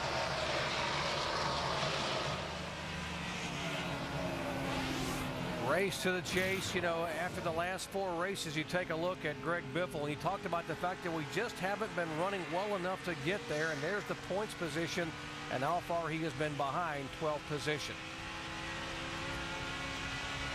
Hey, you know, you got to be careful, though, putting 2 tires on a race car that's already not handling too good. That's always been one of the things I've talked to my crew chiefs about is, hey, yeah, getting 2 tires and trying to get that track position is well and good. But if this car is not driving good already, I'm looking for 8 tires or as many as you can get on there to make my car better. So a real gamble. I'm sure they're going to see right now if it'll pay off for them at this juncture, and they were just looking for some track position. Well, DJ, there's a lot of drivers out there sometimes think 4 tires can cure cancer, because when you're out there sliding all over the place, man, that's an ugly feeling. And I agree with you. I mean, the way that car was handling, 4 tires, I would have thought they'd have done that. I'm so impressed with Dale Earnhardt Jr. and how hard he's driving this race car the last few races, especially here tonight. He is driving the wheels off this thing to try to get his car and his team in this chase. We talked about the fact that he needs the motorsports version of a Hail Mary to get in this chase. He came into today 158 points back. This race and next Saturday night on ABC at Richmond, Virginia, the last 2 shots he's got, and he is driving that 8 car for all he's worth to try to get that Hail Mary and get up into the 12th position. Jerry, you're absolutely right. This guy has been driving the great races the last 6 or 8 races, in fact, all year long, but the engine problems have really killed him. He's focused. His car has been handling very well. Hey, unfortunately, they never have engine problems, but they've had a string of them right now. So you can't blame this on Dale Jr. This kid's doing a good job. Brad? You're absolutely right, Rusty. And as when I talked to Tony Uri Jr. this morning, he was saying, you know, the one thing I'd like you to point out, Brad, is that this Dale Jr. has driven his guts out all year, and this race team has not quit.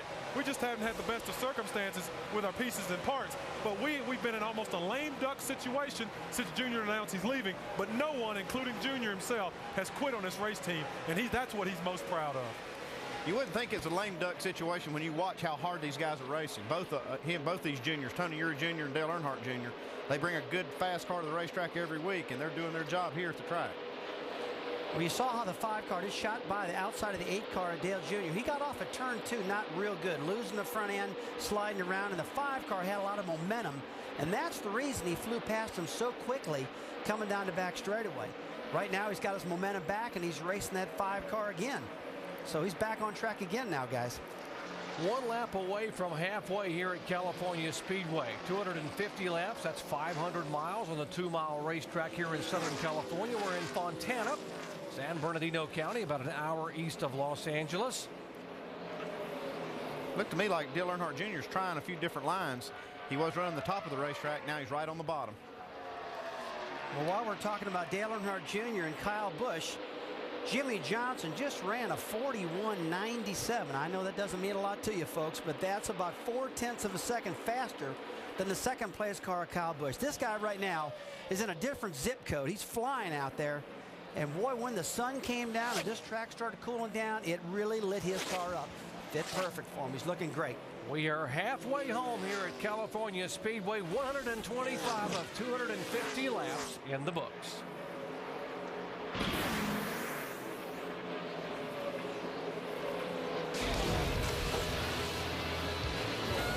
Our NASCAR Nextel Cup at California coverage is being presented by Principal Financial Group.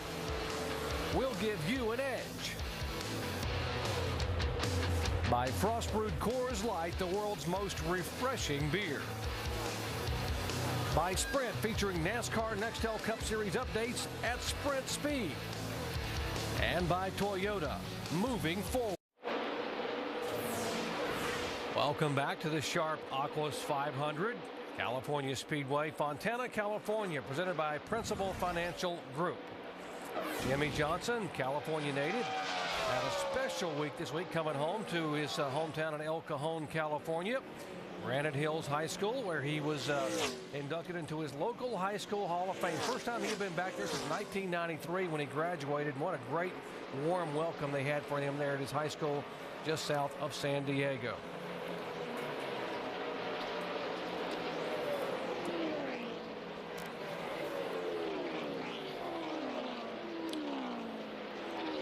Check out David Rudiman, this 00. He's driven this car up into the top 10. Car's looking pretty strong. David's one of the drivers that all year long I've been watching in the Busch Series. He's been in the top 2 or 3 points positions all year long. You never see this guy crash or have any problem. Works on his car real hard. He's doing another great job for Michael Waltrip tonight. And Jamie, you got to admit this guy's pretty good. Well, Rusty, he is very consistent. But if you remember back to this race in February, David Rudiman suffered one of the worst crashes we've seen this year. He was knocked unconscious a little bit. He caught, he lost his breath. And I asked him about that yesterday, and he said, that was a hard hit. I moved on, but I do not like this racetrack. And it's hard to tell right now. He started 28th, and right now you see he's running 8th. Car's been great, but they've really been making up time on the pit stops. Their crew has been stellar. So David Rudiman carrying the torch for Toyota right now. Highest running rookie right now. You saw the impact Jamie was referring to back in February. As a driver, when you have that kind of lick here, how do you overcome? How do you wash that out of your memory, or do you? Well, it's hard to get it out of your memory. You go down that corner and you remember it, but these are freak things that happen here in California. Looks like he got tagged in the right rear quarter panel and in the wall. And DJ, I believe you flew Rudiman home that night after that wreck. And you told me he was kind of shooken up a little bit, wasn't he? Yeah, he was shaken up quite a bit. That was a hard impact, and he slept most of the time. And I know most of the time after a crash like that, you don't want people sleeping, but we kind of woke him up every once in a while, make sure he was okay. This young man has a lot of talent. I've had the good fortune of being around him all year. He has a tremendous amount of racing ability. He's got a good head on his shoulder, and he's going to be winning races in this series in the very near future. I really have a lot of respect and admiration for David, and he's taking this car tonight and doing a really terrific job with it. But yeah, Rudiman is just an overall nice guy too. This fella has took some real hard hits this year, got spun out, got put in the wall, not of his going, and took it like a man. So good job, good driver. Yeah, he's coming back to some of these places for a second time, and some of these racetracks only the second time he's ever seen them. And each time that we go back to these tracks, he's improved each and every single time. Michigan, just a few weeks ago, he finished 15th. That was his best finish so far this year, but I think that he might be improving on that tonight. Well, GJ, I'm starting to see some cars really take off right now as the sun goes down. Tony Stewart starting to work the bottom of this racetrack, getting a lot of bite. You see him duck down to the bottom now. But an 83 car also, Brian Vickers starting to get hooked up. Yeah, his car's been strong, Brian, on these type of racetracks all year long. He hasn't had a lot of luck to go along with everything, but you got to figure that Tony Stewart is going to become a factor in this race before it's over. This is just his type of racetrack, and it looks like that as the temperature has cooled down a little bit, that the bottom part of the racetrack has become the place to be, and so we'll see if that plays into his hand as we move forward. Let's ride along with our Wrangler telemetry on board here with Tony Stewart as you take a look at the RPMs, the miles per hour. You see that throttle, and see we'll see much brake pedal at all in the corner. Mike? Well, Doc, through much of the first portion of this race, Tony Stewart was complaining that he was loose in, loose off, and tight in the center. Greg Zipadelli and his team went to work on that car repeatedly, making small adjustments throughout the course of the race. And just moments ago, Stewart came over the radio saying, this is the best it's been all night. Although you just saw a wiggle on the racetrack, and you've got to wonder what's going on there. Well, the thing I'm wondering about Tony Stewart right now, he had a wiggle, and then he had another wiggle, then another wiggle. So there's something going on with that car right now. It's not hooked up like he wants it, so we'll keep an eye on that. Looks like he might have a flat tire. I mean, that thing just jumped right out from under him. He's feeling it out right here. Behind him. Feel as stable as everybody else around me looks. You can see the car is not very stable. Behind him is the battle shaping up for position. That is Dave Blaney, the 22 and the 11 of Denny Hamlin.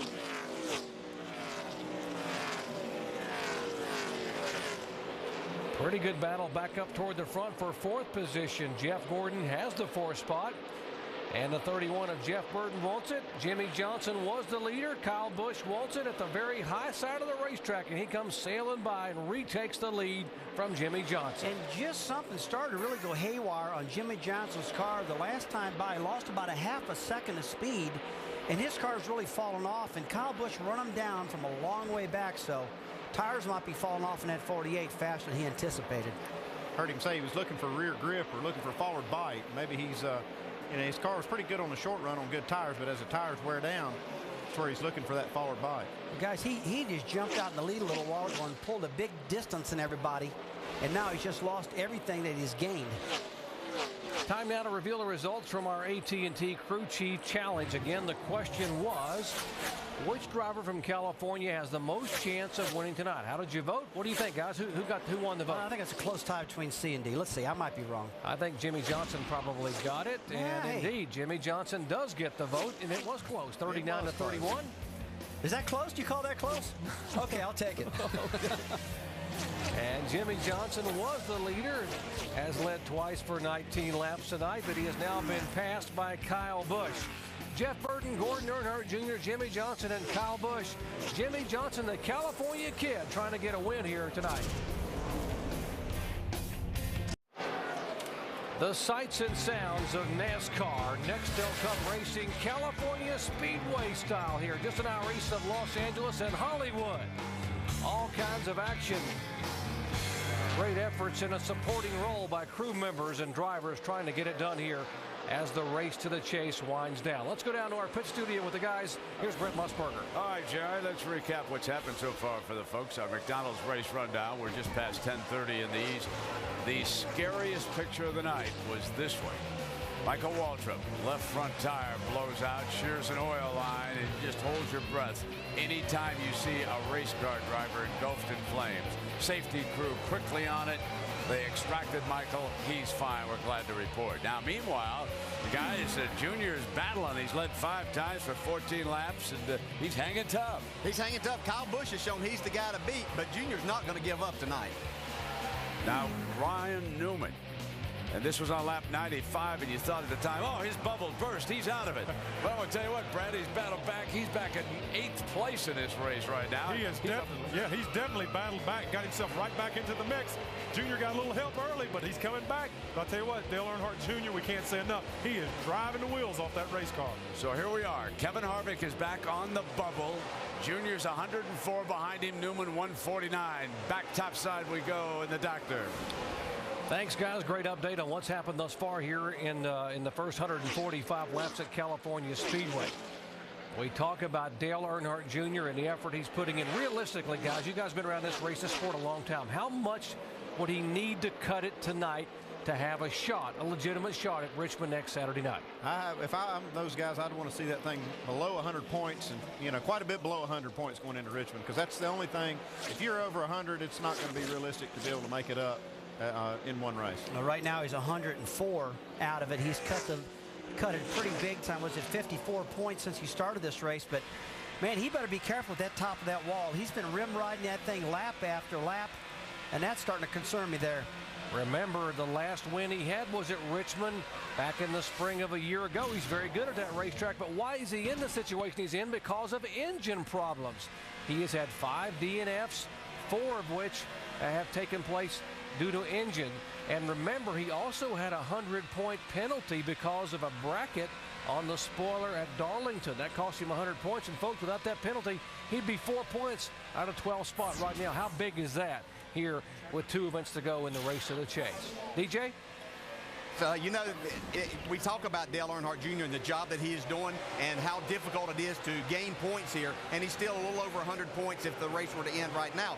But with as many cars as we have on the lead lap, still 35 cars right now on the lead lap, a flat tire by one of those guys, Kevin Harvick, Kurt Busch, the 1 car or the 07 car, you could really change this dramatically. So as long as he continues to do his job, as we see him throwing up dust up on the top side right now, things could change in a real hurry because we have so many guys on the lead lap at this point. He's just going for broke. He's driving this car so hard. He's all the way up against the wall. You see the rooster tails, that sand up next to the wall, he just keeps kicking up. We saw guys last night trying to get up there and flirt with that wall, end up spinning out and crashing. Well, right now he's not giving himself an out. He's just running so close against the wall. I got a replay here I want to show you. Let's take a look from earlier when he was running really close to the top. He's really flirting with it. Look at this. He gets into turn 1, right up in the gray. Whoa. Back inside, back inside. Got in there a little deep. I said he got in there a little deep. And when you get in there a little deep, that wall comes at you awful fast. And, you know, we saw Denny Hamlin do that last night and spin. The pit stops are just starting to come around right now. 16 car, Greg Biffle. Mike? And last time down pit road, remember, Greg Biffle took just right side tires and made a track bar adjustment. Expect them to make a 4-tire change this time. A wedge adjustment as well on the left side, as you saw. A pretty significant one, too. At least 2 turns there. They move around to the left side of the car, now making the moves there. Changing rubber, dropping them off the jack, and away goes Greg Biffle. But Greg Biffle has struggled so bad. He's got himself a lap down, and that car has not been handled. That's very unlikely from what you normally see with Greg Biffle. He's one of the best drivers out there, but just been really struggling with this car.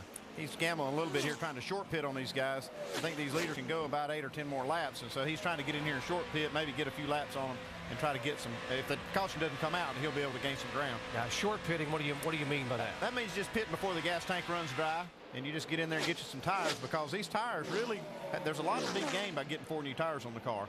You can gain up to a second or second and a half. And that's a good feel, because when you short pit and you go out there in those fresh tires and those guys are still out there in the old tires, you're gaining so much track position. And that's what Greg Biffle and his team are trying to do right now, Andy. That's a great explanation, because that's what he needs to do right now. He's kind of in trouble.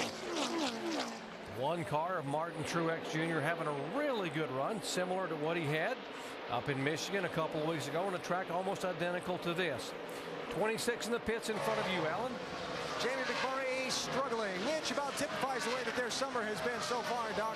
They have had all kinds of trouble since about the 1st of July. A number of crashes, some different problems. The crew chief, Larry Carter, said they hope they can turn it around with a good run tonight at one of what has statistically been one of Jamie McMurray's very best racetracks. You know, they won at Daytona in a really exciting finish right there, won by about 4 or 5 inches. And he's been struggling ever since. And the Chevrolets at this racetrack seem like they're so strong, it's unreal, guys. I just haven't seen any other brands. The top 5 right now is Chevrolet, and just so strong. And the Fords have been struggling here, but got Casey Kane on pit road right now. Mike? And Casey Kane's main complaint tonight, very loose. You know, their expectations were pretty modest coming into this race. I spoke with Kenny Francis before the race began. He said if they could finish on the lead lap, that would be a success. So if you were wondering if Gillette Evernham Motorsports was completely back, that should answer your question. They've been struggling mightily throughout the night. A 4-tire change on the 9. These are the kind of racetracks that this team's been struggling on, too. It's these big downforce racetracks with the old car. The Car of Tomorrow program seems to be pretty good for this team, but they've really struggled with this car on these big tracks this year. And you know, you wonder why that is, because they've been so strong in the mile-and-a-halfs last year. In fact, dominating. 21 car on pit road, Bill Elliott. Bill Elliott, a 12-time most popular driver in the sport, getting service on his car. And the 99 of Carl Edwards in front of you, Jamie Little. And last stop, they made up 2 positions. Right now, Carl said his car is loose around the bottom, but tight up top. So they're just going to make an air pressure adjustment, all 4 tires, fuel and tires, and that's all, guys. He came in, and he was 8th. Carl Edwards is away. And now finally the 5 car of Kyle Busch, who has led 6 times for 88 laps. He will come down with just 97 laps to go at California Speedway. Kyle Busch, who won here back in the fall of 2005 at the age of 20 years old. Dave. And one thing they notice on this car, as the track gets cooler, a little looser this race car gets. So they're going to make a chassis adjustment as well as a air pressure adjustment, perhaps. Try to tighten this car up just a bit for Kyle Busch. He comes in the leader. Let's see where it cycles out. Alan. Dale Jr. pits from 2nd place. Going to be a 4-tire change here. He said as the conditions have cooled, his car has begun to turn better. He's having a good time out there right now, Mike. Johnson complaining the car's a little bit loose, but there might be a bigger concern. Chad Knaus telling him to turn both batteries on. There may be electrical concerns on the 48. Both batteries turning them on. You watch the Martin Truex car. Truex, who's had a great runs recently, a second at Michigan, the 11th last week at Bristol. Hanging tough in the top 10 in the points, trying to get in the chase. Jeff Burton is in, Dave. One of the main things he wanted was to get the rear of the car into the track board. You can't see the rear of the car there, but they're going to make adjustments, track bar and air pressure, trying to get a better feel for Jeff so that rear grip works better for the 31 driver right now. Running fourth earlier, coming in. We'll see where this cycles out as well for Jeff. Allen.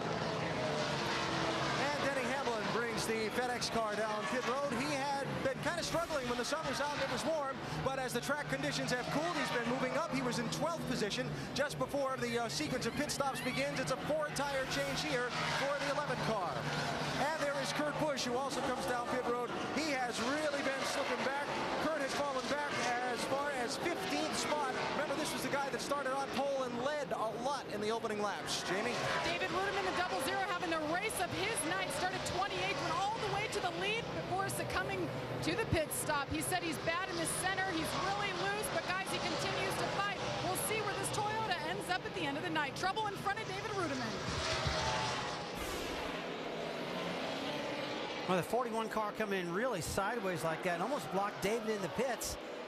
He got out pretty good. These pits are pretty wide. These are some of the longest pit roads and widest pit roads we have on the circuit here. 41 car, they try to get the car pushed back and right, and it was nosed in against the wall. The car may have been low on fuel and couldn't get it started after the pit stop. Yeah, that very well could have been. He got in a little hot, got the car in kind of sideways, but slid for a while, but still had a long enough pit not to cross over the line and not get a penalty. You watch Reed Sorensen's car move back out. I'll mention you saw the pit stop a moment ago with David Ruderman, and Jamie mentioned he had led. He did indeed lead a lap. The first time the 00 has led a lap this year. Heard Dale Jarrett talking about what a great young man he is and how much talent he's got. Speaking of great talent, the 5 car. Kyle Busch, can he drive a loose race car or what? He is sideways in the corner, just dirt tracking, but he is leading here at California Speedway.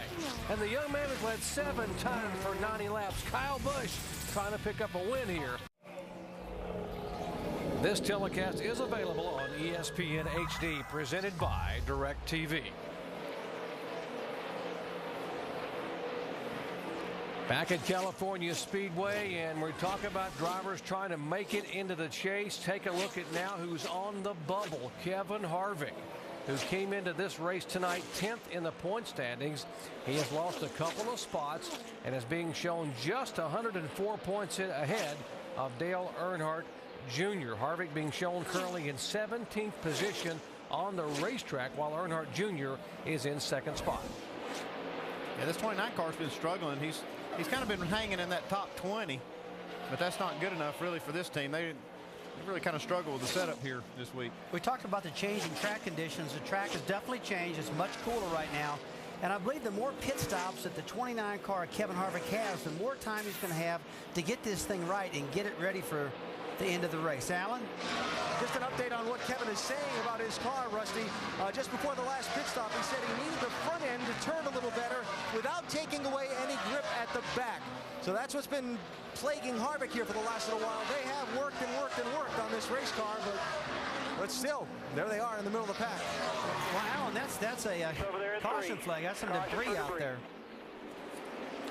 Caution on the speedway for the 9th time. They are telling us debris is on the racetrack. So caution will come out with just 87 laps to go. And that's one of the longest green flag runs we've had, 117 laps. Those guys have run since a caution. And that's enough time to find out what their car needed to do. The water bottle on the ground right there. Under the lights, they're unable to tell. They see something shimmering on the racetrack, and at these speeds of over 190 miles an hour, you simply cannot take a chance on running over something on the racetrack. That may be it. It may be some other debris somewhere on the track. In any event, they cannot make it if they were to come back in and pit now, Andy. I guess there's no way on fuel that they can make it on one more stop. It's close, though, Doc.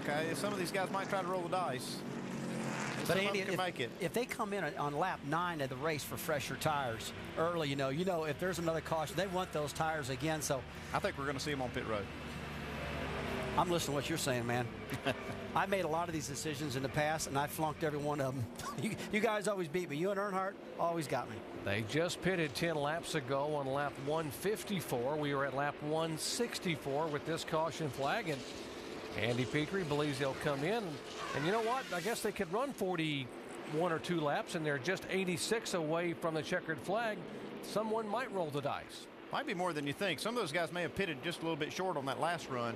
I think it can go about 40 to 45 laps, just depending on what kind of mileage they're getting. So that's going to put it right in the window. Greg Biffle, by the way, got the free pass, and boy, did he ever need that. They have been hustling all night long to get that 16 car back on the lead lap, and so Biffle will now become the 26th car on the lead lap as he will go around the pace car and fall in behind the leaders. Jamie Little. And guys, Carl Edwards complaining about his car a little bit. He's a little loose. They're going to make another air pressure adjustment, put some wedge in there. He's so technical. He talks about his car every single lap, every single turn. So Carl Edwards, just a minor adjustment. Let's go down to Dave. 5 car is turning just a little too easily. Slight air pressure adjustment for Kyle Busch. 4 fresh tires, Mike. Chad Knaus gets a lot of credit for his mechanical expertise, but perhaps not enough credit as being a coach. He just told his team, we are going to win this thing. A wedge adjustment on both sides. Alan. And yet another pit stop on this muggy, hot day for the Dale Earnhardt Jr. crew. They've been very solid so far. They're going to make a 4-tire change here, and 14.5 on our clock might cost them a little ground. Let's see. Oh, a near miss at the end of pit road. Jeff Burton takes evasive action not to run into the back of the 8 car. Dale Earnhardt Jr. They scramble off. How about Vickers, Brian Vickers, 11 spots he's gained on that exchange on pit road. The near miss we told you about a moment ago. Watch the 31 car as the 8 car pulls out at the end of pit road. It's good heads-up driving out of Jeff Burton. He had a lot of momentum going at the rear bumper, the 8 car, and saw it better than to push the issues, got out of the throttle. That could have been disastrous for the 8 and the 31. Nice evasive move by Jeff Burton. Back with a restart at California in just a moment.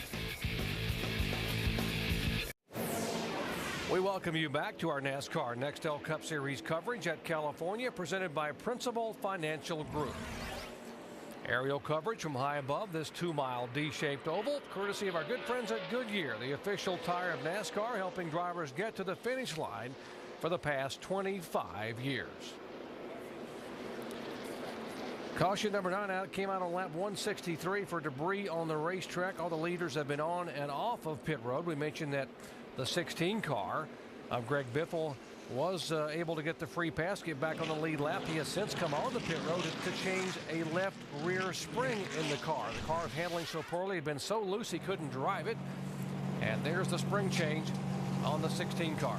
Yeah, these guys are on the tail end of the lead lap, so they're going to come in here and change this spring. They've been chasing the car all night long, and sometimes just wedge and track bar and air pressure changes are not enough. So these guys are going to put a spring in here and hopefully going to change things for them. Well, if they're ever going to do it, they need to do it now. Just what you said, Andy, at the back of the pack. They've got the free pass, got 4 new tires. Might be a whole new ball game, whole new run right now for Greg Biffle with this change. 83 laps to go this race and 1 more in the race to the chase. Can you hang on? Will the engine take the heat and the RPMs at California Speedway? Brian Vickers, the Toyota at the front of the field. Kyle Busch. Let's listen into the drivers and spotters as we go full throttle.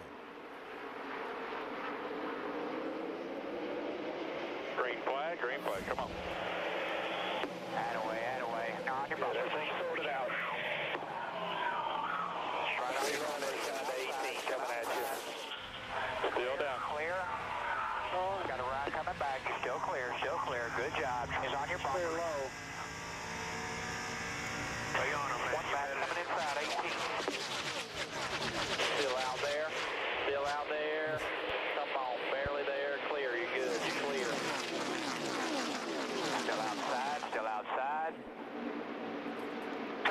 Just keep working on him. Coming hard outside. Whoa, great effort up front. The 5 car right on the back of the Toyota of Vickers, pushing him down the straightaway into turn 1. Well, he threaded the needle on that one. 3 wide right down the center. He was the last one to get out of the throttle. Now remember, the 83 car of Brian Vickers, only 2 tires And he's not going to handle as well as Jimmy Johnson in the 5-car, Kyle Busch, who've both got 4 tires. Put brand new tires all the way around. That gives you better grip. Look at Johnson to the bottom of the track right now. Shortest way around. Johnson's back on track. 42.50 that last lap for Jimmy Johnson. And Kyle Busch is 42.85. About 0.3 faster that last time by. Guys starting to turn the wick up here in the final 80 laps at California Speedway. One of the big concerns was the engine life. Back in the spring, we had 5 major teams lose engines here in the last half of the Nextel Cup event at California because it just puts that much wear and tear on the power plant. And stepping it up right now, too. These guys are racing each other pretty hard for position. We're in that part of the race where everybody's going to try to get what they can get. I'll tell you who's looked alive is Reed Sorensen, that 41 car. He's looking good right now. This car's got a good handling car, but he's a lap down, and he's really working hard for that lucky dog to try to get it back. So, boy, when you see those guys are right there to get that lucky dog, and it's like they pick the throttle up and run the lap of their life. Oh, they're really getting it right now. 29 car, Kevin Harvick. We told you he had dropped all the way back to 12th position because of where he's running on the racetrack, and now they're sailing by him. You see the 20 car and the 2. This is the onboard camera from Tony Stewart on the inside of the 29 car.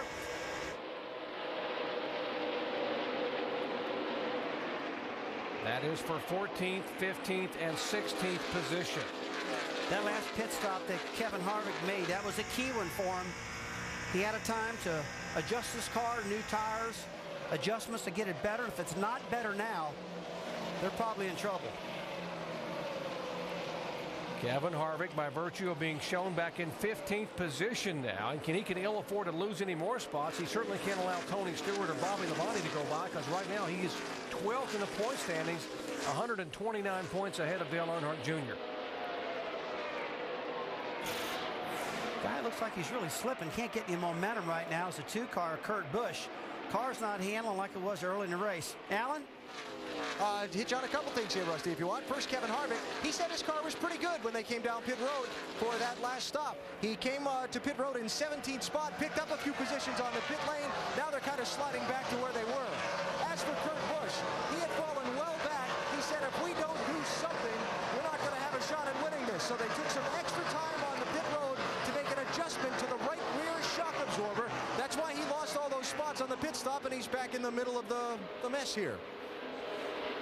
Well, he's either loose or tight, and on a shock absorber, he can get underneath there and make an adjustment that's definitely going to make that car handle better. So he's probably working on that. And whoa, the 40 car out of it down the back straightaway almost got run over. 1 point differential. You see there, Kurt Busch, Kevin Harvick. Got a caution on the racetrack right now. Caution being waved for there's a piece of the tire that probably came off the 41 car. Caution number 10 on the night here on lap 174. And what a near miss back there for that 41 car. It was up high, and these guys fortunately were able to go around him at 185 miles an hour. Here comes Reed Sorensen on the pit road. He was racing hard trying to stay up there where he could get that lucky dog, and then here he's the one that brings the caution out, so he won't be eligible. Most times when you see a tire that comes apart like that, it's from contact maybe on the racetrack with somebody and knocks the air out of the tire. Maybe it knocks the valve stem off. See this right here. It's like the tire's already down. He's up in the high groove, and these guys are avoiding him. And for a while there, I thought it was a 40 car, David Stremme, that had that tire come off, but it was his teammate, Reed Sorensen. You see the cap rolls across right now. He did a good job keeping the thing up out of the way. Now, 2 laps prior, where you talked about there's possibly could have been some contact. This was 2 laps ago, the 8 car and the 41. This is just what I kind of suspected. When you get a tire come apart like that, it's usually from some kind of contact, just like this right here, and it just knocks maybe the valve stem loose, maybe just cuts the sidewall of the tire a little bit, and then the air goes out of it and makes that tire come apart. That was actually the tread rubber of the tire that came off. 10th caution flag of the night, lap 174. Here is Jeff Gordon, the 3-time California winner on pit road. He will lead a contingent. Casey Kane, Paul Menard. From 7th on back, these guys opting to come in and make a pit stop. Dave. And Jeff Gordon fighting a loose race car. They said we finally probably need to pull that spring rubber out of the right rear spring. That will lay the car over a little bit more on that right side and tighten it up just a little bit that way. And so that's what they're going to do. 4 tires as well for the 3-time winner here at California. Alan. And Kurt Busch has pitted his car. They only had 6 laps of racing on the tires, but crew chief Pat Tryson calling Kurt in. Nothing to lose with the track position they had. They're making air pressure adjustment to try and get a little more front end grip and hopefully get some fresher tire positions on the racetrack after the restart. Nice stop by the 2 bunch. Great stop by Pat Tryson and that 2 bunch for Kurt Busch, who was the pole sitter. By the way, he had come out of the pits in 22nd position and driven that car all the way back up to 11th spot. So obviously whatever they had wrong with the car 40 or 50 laps ago, they have fixed, because Kurt Busch could be a factor before this race is over. Let's check out our Allstate Good Hands move of the race on behalf of Allstate. They will donate $1,000 to the Urban Youth Racing School.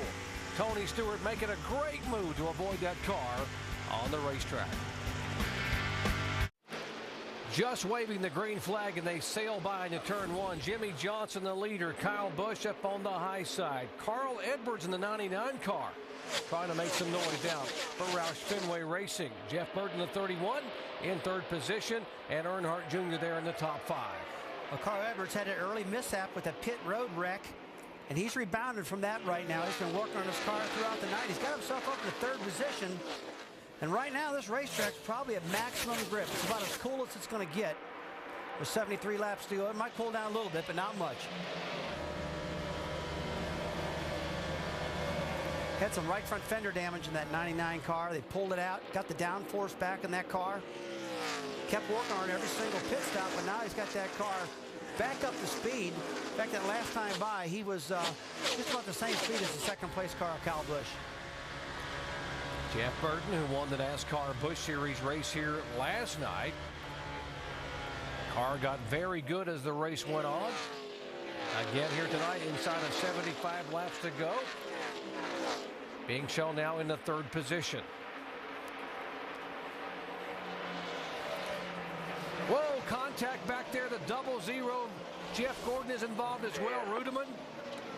Kevin Harvick somehow gets through. David Gilliland is involved. The 88 of Ricky Rudd. Looks like Jeff Gordon made it through. He's got some damage on the left front fender. He's bouncing through the grass right now. Gordon is. David Rudeman, heavy damage on the front of his car.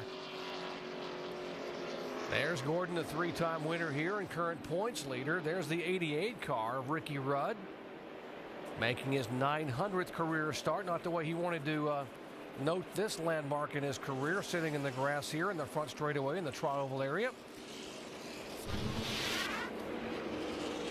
It's like Jeff Gordon just got in the side of Jeremy Mayfield, shot up the track, and Jeff got slight damage on the left front. It looks like not near as much as I thought. And Kevin Harvick just shoots right through the gap, makes it through this wreck. That could have been disastrous for Kevin Harvick, trying to hang on to a spot in the chase.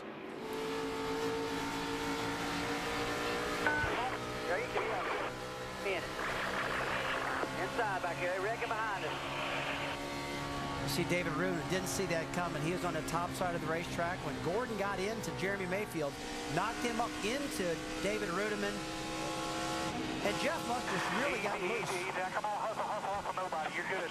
Dave? Clear up. Big wreck behind you. Hell of a job.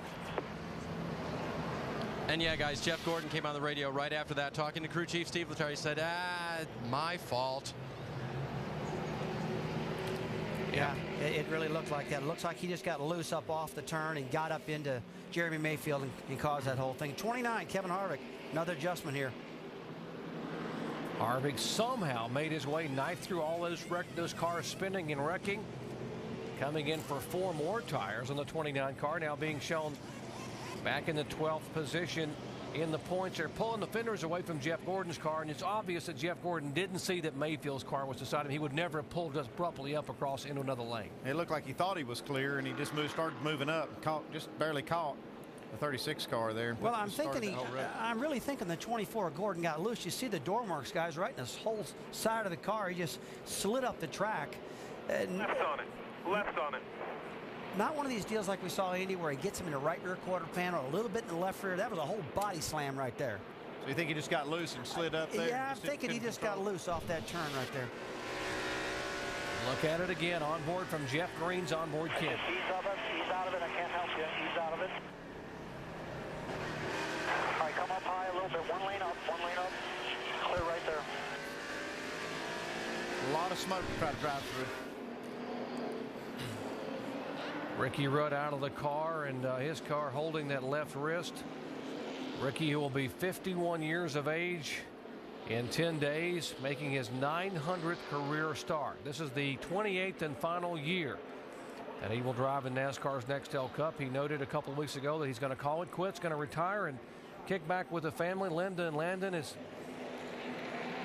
be able to enjoy life. He had a hard driver's side impact as the 00 car came across and caught the right rear quarter panel and turned his car into the wall. A record-tying 11th caution flag here at California Speedway. Back at California Speedway, boy, do we have action, non-stop action coming your way from the action track at Richmond International Raceway beginning next Friday. We've got Busch Series qualifying and practice, Cup qualifying, all culminating Friday night with the Busch Series race, 7:30 Eastern time. And, of course, the Chevy Rock and Roll 400 on ABC. Folks, from now on, NASCAR Nextel Cup to the championship, ESPN on ABC. Saturday at 7 o'clock Eastern time. It has been hot and heavy here tonight. Let's take a look at some of the hard hits at California Speedway thus far tonight.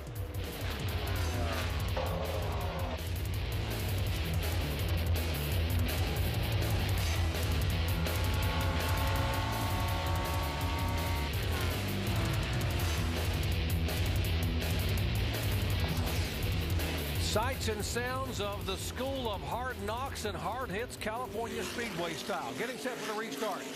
Jimmy Johnson will lead him down. Kyle Busch chomping at the bit.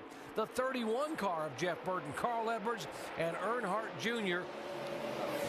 in the 5th position. As they come down to the restart, the 11 car, Denny Hamlin, diving on the pit road. Here's the battle up front for the lead, and Kyle Busch trying to take it away in turn 1. And Jimmy Johnson pins him down to the bottom of the racetrack, and Johnson's got that momentum on the top side, gets past him. Looks like Jimmy Johnson's car is really good on new tires. It really is. In the 5 car, he just gets such a run on those restarts, Andy. That time he committed to the bottom of the track. And now he's going to commit to the top of the track, but Jimmy is pinned down there, and that's where his car's been working the best throughout the night. Hendrick teammate cars, same engines, same horsepower probably. But the 5-car driver, Kyle Busch, he doesn't care about Jimmy Johnson right now. He's going to a new team. He's like, I'm going to win this thing.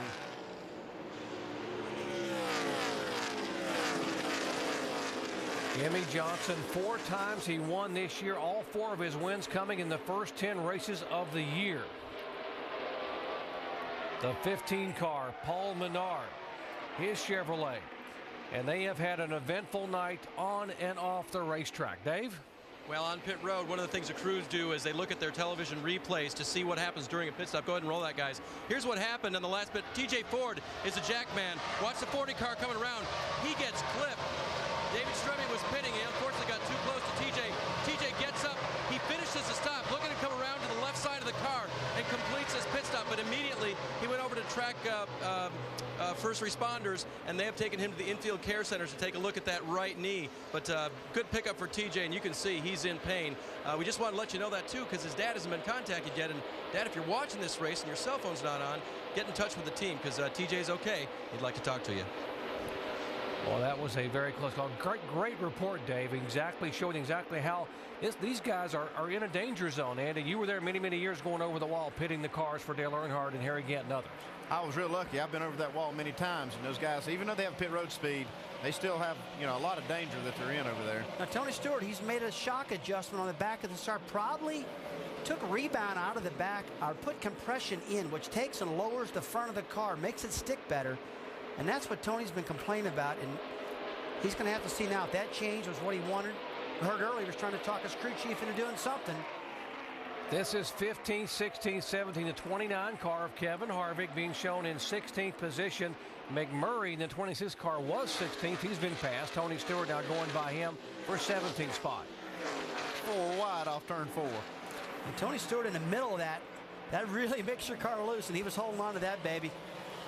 But Albee's going to get a good draft on his front straightaway and try to make the pass on Kevin Harvick getting into turn 1 if he can get that front end to stick. Update on Ricky Rudd. We are being told he has been transported by ground ambulance for further evaluation after that hard driver's side impact into the wall. You saw him get out of the car and walk away holding that left arm and left shoulder area. Well, it's a good pass on Stewart just then. He really used his teammate to help out and block that 29 back on that last move. Well, these guys are locked up in a battle right now. A.J. Allmendinger on the top side of the track. Harvick trying to get back in this thing. Like Jeff Burton's taking over the second spot now from Kyle Busch. Yeah, his lap times, Andy, are pretty good. He's about a 10th off of Johnson right now. That's probably the strongest I've seen Jeff Burton throughout the night. And that's another car that keeps adjusting on it, getting it better and better. Jeff Burton's one of the best I've ever seen at getting his car adjusted right and being where he needs to be at the end of the race. He's a real cool guy, real cool character, you know, about his changes, real methodical, the way he changes things, and it paid out for him last night. Jimmy Johnson, our leader, led 3 times for 42 laps. Jeff Burton in second. Carl Edwards is third. Or check that Carl Edwards has just been passed just a moment ago by the 5 car of Kyle Busch. Dave? And car owner Rick Hendrick has been on top of the box all during this race. Kyle leading about half of it. Falling back just a little bit right now. Rick Hendrick wanting to encourage his team to get Kyle to the finish here at California. Hey, bud, you're doing a great job. Don't take any unnecessary chances. We want to be in the chase, and we'd like to win this thing, but we want a good finish. Yeah, roger that. You guys have done a super job tonight. I mean, pit crew, everybody. Drove the wheels off that thing, man. Finish it up. And you heard Rick imploring these guys, we want to be in the chase. They're pretty well into it, but anything can happen. And mathematically, they didn't come in here as a lock. So Rick trying to say, you know, this thing isn't over. It's a long race. You may have won a bunch of it, but you need to carry it home. And when that voice comes across from Rick Hendrick, that is like the voice of God. Everybody understands his voice and appreciates him talking to his crew. They love working for this man. Rick is just a fantastic individual, and all his cars have been running good all year long. And when he says that, Jerry, you know that he's seeing something that might be going wrong, and he's trying to calm everybody down just a little bit. Kyle Busch needs to finish 25th or better tonight to guarantee himself a spot in the chase. Obviously, he's running in 3rd position right now if they don't make a major mistake, as you heard Rick Hendrick talking about. 12 car, Ryan Newman, and he is down on the inside of the apron. He's one of the drivers. Pretty good because it cooled off to 188 right away. He was trying to get in. He was in 14th position in the points, just behind Dale Earnhardt Jr., coming in here just 17 points back, and this is really going to hurt him and his opportunity or any chance to get in the race for the chase. Sounded to me like you were talking about an engine problem here, and it looks like he's riding around with no power. If I'm the guys on that 2 car, I'd be a little bit concerned about this, seeing my teammate have an engine problem. Well, he had a problem in yesterday's Busch race, and talking to me, broke a spark plug. They thought that maybe they broke a valve spring or an internal part of the engine. And after they investigated, they said, Rusty, it was a broken spark plug, and they haven't had that happen forever. But he was talking about water temperature this and Andy, so I guess something engine related. 55 laps to go here at California Speedway. Jimmy Johnson, the California kid, homecoming this week down at El Cajon to his own high school. He is showing the way here over Kyle Busch.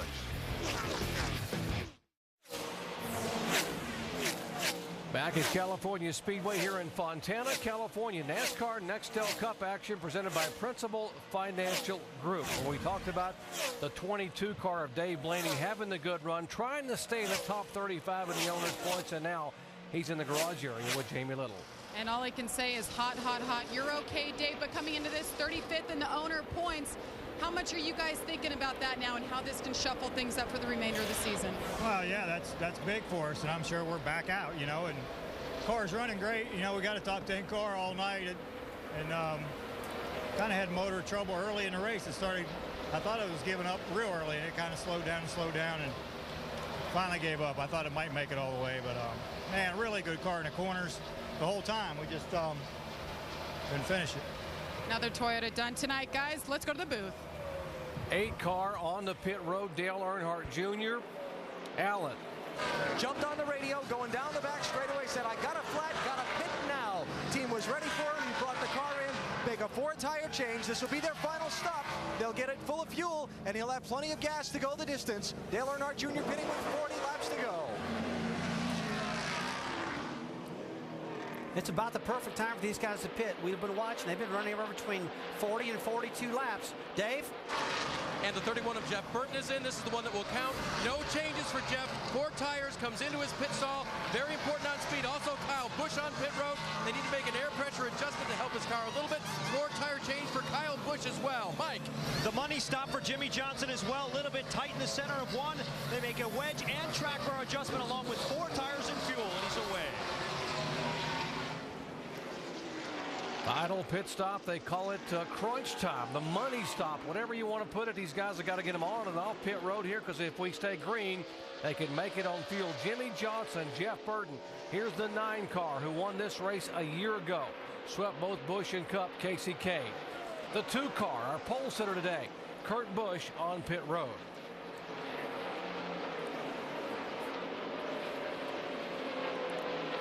Came in here 12th in the point standings, trying to move up with a good run here tonight at 55 miles an hour, headed all the way down to the end of pit road to you, Alan Bestwick. Yeah, it's been kind of a yo-yo night for these guys, Doc. They started up front, led early, then the handling went away. They slipped back. They made adjustments. They've been starting to move back toward the front. Kurt was in 10th place when he came off the racetrack for this pit stop. He says the back end of his car is sliding around badly, so they're making adjustments to try and help that, along with his final load of fuel for this race. And they've been really struggling all night long with grip. The back of the car sliding, like Alan said. Probably work with putting wedge in the car, dropping the track bar. You heard them. They're going to work with the right rear shock. And when you go to a shock, that's a last-ditch effort to work on the car. That's one thing you don't want to do. Here's Bobby Labonte driving for the King, Richard Petty, coming off back-to-back top 10 finishes. Great run for this team for Bobby Labonte. Here's the 16 car, Greg Biffle, who got back on the lead lap. He's on the pit road. Mike? And it's been an eventful night, to say the least, for Greg Biffle. Twice tonight they've elected to make a 2-tire change. That's not going to be the case this time, however. They roll around to the left side. They made a wedge adjustment as well. 4 tires for Greg Biffle. They drop him down off the jack, and he's away. Boy, if these guys get a top 15 finish, and they were 10th when they came on the pit road a moment ago, they will have earned their money tonight. They have worked diligently to get this 16 car back in the fray and competitive. Here's the 29 car, Kevin Harvick. We talked about trying to stay competitive. He had to average a 17th place finish tonight, and next Saturday to stay in the chase, he's in front of you, Alan. And they have really worked on this car's handling a lot through the night, Doc. And then, remember, he just missed that big wreck down the front straightaway. They came in, they repaired the front valence, the very lowest lip of the car at the front fender. A 4-tire change here for Harvick on his final stop, and some more adjustments as well to try and help him, losing the front end in traffic. A good stop right there. His pit crew really bailed him out on that one. That was a fast stop, and good, smooth-looking stuff there. Yeah, this 29 team, I saw him working on that the jack screws there. You saw him turning the wedge bolts, trying to get his car handling better here for this last run. Looks like he's made adjustments throughout the night, every single stop in that car. This one guy we hadn't talked much about is Bobby Labonte. He was running up there in about top 10 or 12 right before these guys started to pit. Now he's got his hand out the window. He's coming in this time. Back-to-back top 10 finishes for Bobby Labonte, a season-tying best finish of 8th at Bristol, Tennessee last week. He will come on the pit road, as will Paul Menard in the 15 car. Jamie. And Bobby Labonte rolls in. It's easy in for him. It's been a solid night. It's been a solid few weeks for him. He's going to do 4 tires, fuel, no changes. The chemistry on this team is undeniable. Bobby told me today he loves working with Doug Randolph. A change was in order, and it's all about chemistry, and it's showing. Guys? Great pit stop, too, 14.2. Tony Stewart in the 20 car. Major adjustments they made on that car just about 20 laps ago during the caution flag. The 20 has stayed out, and Tony Stewart being shown as our leader. But what kind of strategy are they talking about here, staying on the race? Let's listen in. We got two options here. We can run this thing out for a ways. We can pit right now with the leader so we don't give up too much time to him, you know? We run it out. We got a shot of trapping him, right? Our P2 right now, we go another 15 laps. We catch a caution, we'll be in good shape. Or we could try and salvage a top 10 out of this thing, you know what I mean? By coming early. I say we take the gamble. You got nothing to lose, man. We got to take a chance. What they're talking about here is they can run about 15 more laps on their fuel because they pitted on one of those other cautions. So they're going to try to run these guys out of gas, or actually going to use their gas to try to get a caution flag and trap these guys down a lap. I believe I do the same thing. I mean, he can run that much longer, and if a caution comes down, hey, he's looking great. He's leading the race, got the rest of the field a lap down. He knows he's had problems all night long getting that thing going. The problem is if he doesn't get a caution, though, he'll be caught way behind these guys. That's Greg Zippodelli, left side of your screen, the crew chief he was talking to. For more information on strategy, log on to ESPN.com, search word know-how. So Greg Zippodelli and Tony Stewart going to roll the dice. They can run 15 more laps on field, hoping for a yellow flag and a big break. Our NASCAR Nextel Cup at California coverage is being presented by Principal Financial Group. We'll give you an edge. By Goodyear, innovative technology to help you get there. By the U.S. Department of Transportation. And by Sprint, featuring NASCAR Nextel Cup Series updates at Sprint Speed.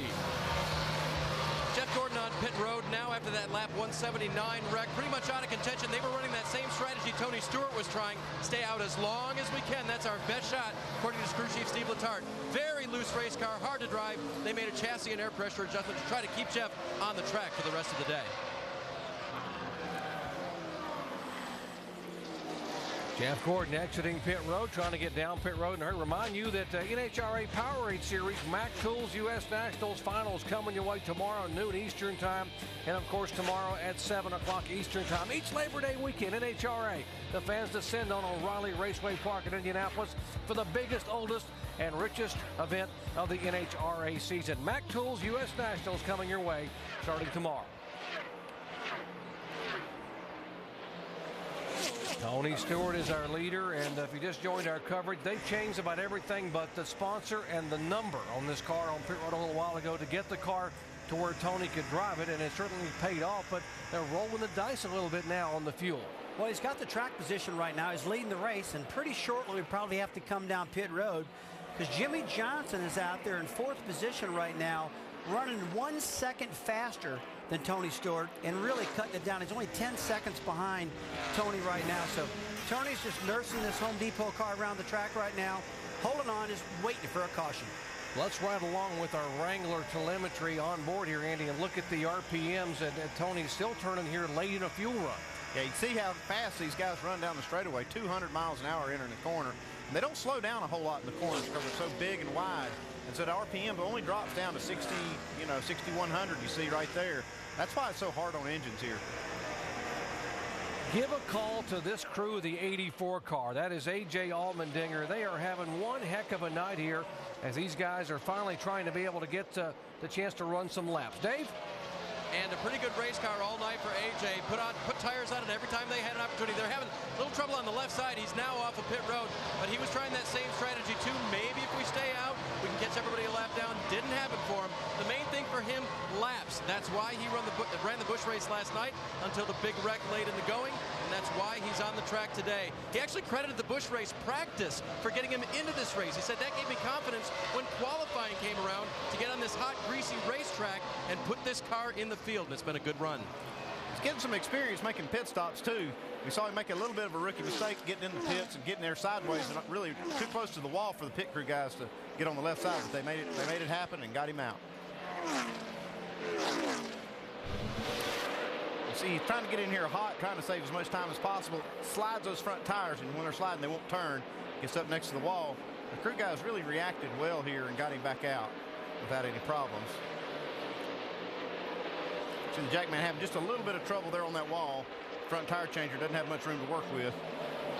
This is things that this guy will learn as he gets more and more experience and makes more and more stops. Well, the jackman had to give us some extra pumps to get that thing up because he just couldn't get that jack handle all the way down because that wall was in the way. But I do like what he said about running in the bush race because there's some great drivers out there that can't get these cars qualified because they just need more time on the track, and that really helped A.J. Allmendinger by running that bush race. Tony Stewart, we are being told, should come on the pit road this time by. Stewart trying to hold on as long as he could. 4700 second, 47. Here we come. Now, this was Tony Stewart's worst case scenario. He needed that caution. Now he's lost a ton of track position to Jimmy Johnson, and he just got to hope for the best now. Let's go down to Mike Massaro. Well, Doc, since making the shock adjustment and the sway bar adjustment, Tony Stewart said the car has been 1,000% better. Very happy with it. Unfortunately, though, this gamble will not pay off. He's on pit road right now. He gives up his track position as the team goes to work. They're going to make a slight chassis adjustment as well as a 4-tire change on the 20 car. They're done on the right side now. Left side service begins. The car's being jacked up and the 2 tires being bolted on, and he is finally away. Another good pit stop of 14.3. We've been seeing these mid-14-second stops all night long. And, boy, Andy, these crew guys are really in good shape. I mean, they practice this stuff like crazy. Pretty impressive. What's more impressive is it's 95 degrees out there still, and these guys have been pumping these jacks and hitting those air wrenches all night long. Here's Casey Mears from nearby Bakersfield, California, making what should be his final pit stop. He was the leader as he heads down pit road. Alan? Well, Andy Petrie would know if you don't have the car that's running up front contending for the win, what do? You try and engineer a strategy that can steal a win away. They were hoping, they pitted at lap 180 when a lot of the other front runners did not. They were hoping that after they ran several laps, they'd get a caution and everyone would pit. That would gain them some track position and allow them a chance to race for the win. Obviously, we stayed green. It didn't work out. So Casey Mears will pit here and give up his spot at the head of the pack. Yeah, if you don't have a car to win, sometimes you try to just any kind of strategy to make it happen or steal one, as they say. And I've had plenty of them stole for me, and I've stole a few myself. 20 laps to go here at California Speedway. Jimmy Johnson hasn't won since May 6th. Could he pull it off? Back at California Speedway, laps clicking down. Sports Center coming up next. We'll have the baseball postseason push. Olympic gold for Team USA in 2008. How about Kobe and company being Joe Montana's sons? How about some talented high school quarterbacks from Joe Montana? Stu Scott and Scott Van Pelt will have all that coverage and more coming up on Sports Center at the conclusion of our NASCAR Nextel Cup coverage here in just 16 more laps. Well, right now, Carl Edwards has got a fast car. Jimmy Johnson's holding on. It's starting to happen again to him. His car's starting to slow up. Kyle Busch is faster than Jimmy Johnson, but Carl Edwards is faster than the 5 car of Kyle Busch. So this is going to be a shootout. 16 laps to go. But Jimmy's got a pretty good lead, but he's starting to get run down now. Like Carl Edwards ran completely down the apron and through that corner.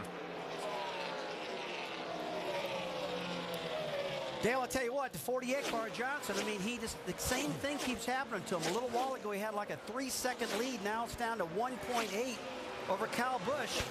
But take a look at those lap times down there. I mean, Edwards is flying. Yeah, Carl Edwards is really coming on right now. He's got a set of tires that looks like really is working for him. Jimmy Johnson, the thing about leading the race right now is, yeah, he's fast on new tires, but now he's encountering a lot of traffic also. And it depends on where you catch that traffic if you can run the line that you want to. And so this is going to really get interesting. I wasn't sure that we were going to have an interesting finish, but I think Carl Edwards and probably even Kyle Busch are going to make this a 3-way battle, and we're going to really have something exciting. Well, Brad, I'll tell you, the 99 car just got past the 5 car of Kyle Busch, and that last time by, John Johnson is just slowing down more and more yet. Well, Carl Edwards is definitely coming. The question I have is how hard is Jimmy Johnson driving the race car? I mean, is he, when he gets the competition level that it creeps up to him, maybe he drives a little bit harder. I know there's nothing to save with only, 14 laps to go, but maybe he's just taking care of those race tires and waiting, keeping enough distance between himself and his competitors to give himself a chance to win here. But they are definitely gaining on him. Important for these guys to be able to clinch a spot in the chase tonight. You do not want this to go to Richmond and have to worry about surviving on the action track at Richmond. Jimmy Johnson needed to finish 37th or better. Right now he's first. Anything can happen on the final 14 laps. Jeff Burton needed to finish 35th to clinch a spot. Kyle Busch 25th. and Clint Boyer needed to finish second or better. He's back in 19th position. So right now, 3 of those 4 would clinch a spot in the chase, which means we would have 8 drivers in the chase, of course, going into Richmond. Whoa, a bit of a wiggle back there for the 31 car. And by the way, Jimmy Johnson's 5th win would put him at the top of all those drivers that are in the chase in terms of bonus points when the chase would begin. 31 car had a bit of a wiggle, Dave. Yep, and he's been having some struggles here at the end, just doing everything in the world that he can do to try to finish this race further forward, but it's been a handful for him. And Burton there he is right now talking on the radio. Holy crap, this thing's loose. All I can do is all I can do. I just kind of hope it stays long and it stays off for us. It's so loose right now. I just barely, that's all I can do. And that is a frustrating thing, Rusty, when the car is just not able to run as fast as you can and you're driving your heart out. Well, he is just holding on to that thing for dear life right now. He's using the whole racetrack up, and as Dale knows, he's putting very little steering input into it, Dale. I mean, this car is real sideways, but it's fast right now. Yeah, it really is. But, Russ, you know, at this point in time in the race, you want a fast race car. You're running your fastest lap, but you're tired. They've been out here for over 3.5 hours now battling these race cars in intense heat, and now he's having to fight a loose race car. So you know he's got a good grip on that steering wheel. And speaking of fighting, Brad and DJ, how about this 8 car? If you're Dale Earnhardt Jr., you have driven your heart out tonight knowing you had to do the equivalent of a motorsports Hail Mary to get your car in the chase. He is back in 5th position with 11 laps to go, and he's really not gained a lot here. Still 128 points away from the chase. Doc, but you really have to give him a pat on the back. This whole Bud team has really worked extremely hard. And like I said, Tony Uri Jr. told me earlier today, he said, Brad, we may be out of this thing, but I tell you what, we're going to work until the last flag is thrown and get the most out of this race team. And he's proud of the effort. And I tell you what, Dale Earnhardt Jr., he drove the salt out of that race car tonight, Dale. Yeah, not only tonight, but these other races where they got behind, he had himself in position anyway. He was running in the top 5 of those races where they had an engine problem. So let's give him credit. He has driven his heart out at every single race. So we talk about tonight, you can't put it on just one time. He's done his job in the driver's seat every single week. Absolutely. Guys, I really got to believe that right now, if Dale Earnhardt Jr. doesn't make this chase for the championship, it's going to be a relief for him. He's probably going to try to win all the races he can and look forward to his new ride next year. Yeah, you would think they'd want to put a period on the end of this year. It's been a tumultuous year, a lot going on, and just really, really difficult time. But they've all handled it extremely well. But I think you're right, Rusty. I think they'd like to close the door on this deal and move on. Well, look who's sneaking in this picture right now, the 99 of Carl Edwards. He is not much faster the time before, but this last lap, 0.3 faster than Jimmy Johnson. And that 99 car is starting to look a lot bigger in Jimmy's mirror right now. Carl Edwards, who is the NASCAR Busch Series points leader by a wide margin, trying to get this car into the chase. And how about maybe winning 2 championships, winning a Busch and Cup titles? He's hanging on here for the final 9 laps. Jamie. And Carl Edwards knows exactly what lap times he's turning, whether he's in the back or running up front. But right now his team is telling him, you're the fastest man on the racetrack. Carl came over the radio and said, you need to move that car out ahead of me. That 83, I believe it's the 83, told him to move him out of the way. So they were going down to the pit to talk to the guys to ask him to move on over. You guys can see from better up there. I know it's not the 83. You know, I mentioned earlier in the pre-race show, Dale, I said the fittest guy was going to win this race. And I said Jimmy Johnson had a great chance. I totally forgot about Carl Edwards. He may be the fittest guy on the planet. And you can see right now, he's up on the wheel. He's in the seat tight, and he's coming hard. Yeah, it's hard to forget about him. This man works out constantly, and it's showing right now exactly what that's worth on the racetrack. And we talk about the shortest way around the racetrack that Jimmy Johnson was taking on the bottom of the track, where Carl Edwards was just on the apron. So I guess he's found even a shorter way around yet. Now, you guys, I tell you, talk about all that working out stuff. I know you got to be healthy, but I've never seen him make the car handle any better. Spoken like a guy who never lifted a weight in his life. I really haven't. I always paid attention to my car. You know, if I was in better shape, I probably could have run faster. But Andy, 99 car, every lap by, he's on the bottom. Look at him underneath the white line a little while ago. We've seen him high, we've seen him low. We saw him run completely on the apron there a few laps. But you can't tell me this is the hottest race of the year by far that we've run. And I don't think it's a coincidence that the 2 fittest guys in the field are up front. Yeah, it's hard to forget about him. This is the hottest race of the year by far that we've run. And I don't think it's a coincidence that the 2 fittest guys in the field are up front. And I don't think it's a coincidence that the 2 fittest guys in the field are up front. You know, I mentioned earlier in the pre-race show, Dale, I said the Well, I'm not going to argue that point, that's for sure. Jimmy Johnson's in incredible shape, and so is Carl Edwards. Carl Edwards, who won at Bristol, Tennessee. And how tough is that racetrack physically and mentally on the driver? Carl Edwards came to the front there and stayed, picking up his second win of the year. Last week, can he get back-to-back wins? Can he get back-to-back championships? Can he win a Busch title and a Cup title in the same year? But right now, it's this guy here, Jimmy Johnson. What a week he had, coming back to his hometown of El Cajon, California. Right now, the 99 car's not catching him much. He really was running Jimmy down for a good while. It's kind of stabilized right now. That last lap, about 1/10 of a second faster. But guys, with 6 laps to go, Dale, getting there and passing him, that's two different things. Yeah, I think he's not going to be able to get there. It looked a while ago that Jimmy Johnson was slowing down some, that maybe he had worn his tires out. But, you know, I think they brought up a good point a while ago. Was he holding back a little bit? And, you know, he might have been holding back just a little bit. You know, last week, I think some people talked about David Reagan bringing out a few cautions at Bristol, which is a very difficult place. But let's give him credit tonight. He's done a terrific job here. He's the highest running rookie tonight. And this is a young man that has a lot of talent. And as he gets more time in these cars, he's going to learn how to finish races off and be up front and eventually start winning these. Yeah, I totally agree, DJ. David Reagan, a second-generation driver. His dad, a Cup and ARCA veteran. Now working building race cars and building Legends cars in Charlotte. 4 laps to go here to the checkered flag. Well, right now we got 17 cars on the lead lap. Greg Biffle in the 17th position. And it's a race between Jimmy Johnson and Carl Edwards. That time by Jimmy Johnson, a faster lap by 1/10 of a second. So, Andy, you got to know that Jimmy Johnson's none of those guys behind him, and he's just driving every single lap like it's a qualifying lap. I guarantee you, he and Carl Edwards are driving as hard as they can. These 10 bonus points that they get for winning these races right now are going to pay off in that chase, and they know it. They're trying to go as hard as they can to get them. And Jimmy Johnson and his team have done a great job tonight. Got to hand it to Chad Knaus to keeping his team rallied up front all night.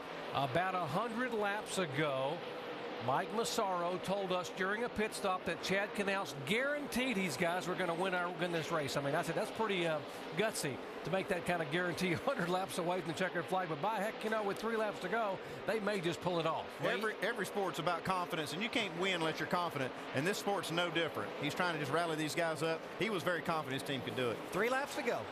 Brad? Yeah, you know, you're absolutely right, Andy. I talked to Chad last week at Bristol, and he said, you know, we haven't run here that well in the past, but we've got a good race car, and we've got the attitude to get a win tonight. He was so excited, and they were really disappointed with their 24th place finish. But they come back into here, Dale, and I tell you, they're right back up on the wheel, right back up on their game. Yeah, we might see that they're 6th in the points right now, but after next week with this win tonight, if they go on here in the next lap and get this victory, they're going to be at the top of the standings. Absolutely. I'll tell you, he's back. Let's go back to the booth.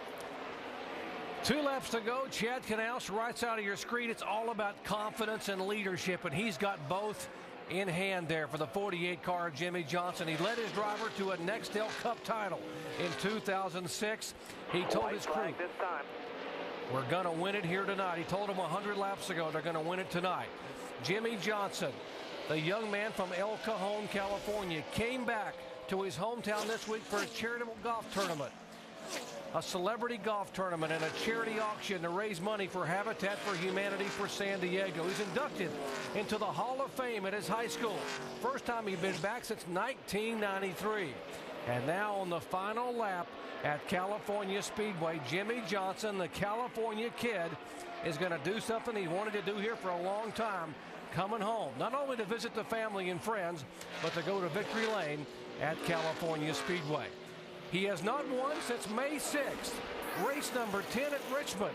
But guess what? Tonight at California Speedway, race number 25, Jimmy Johnson takes the victory.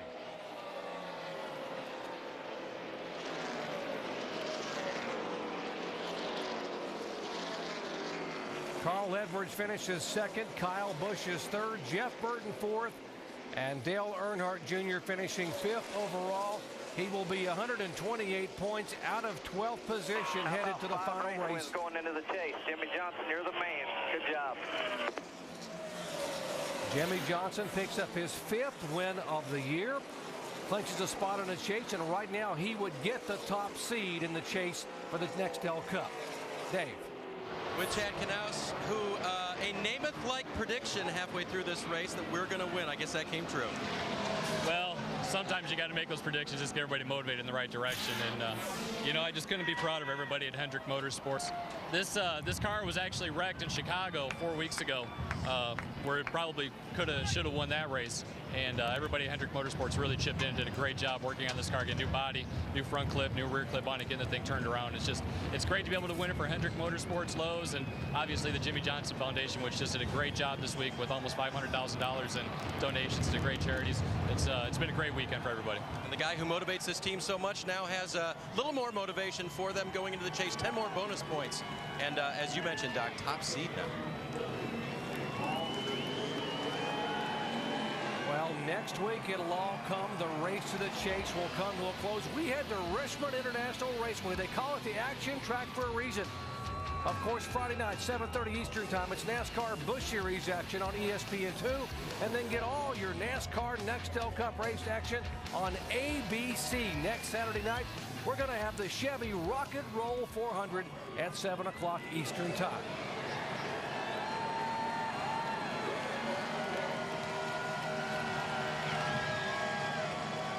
Home track California, you know he's going to burn it down here.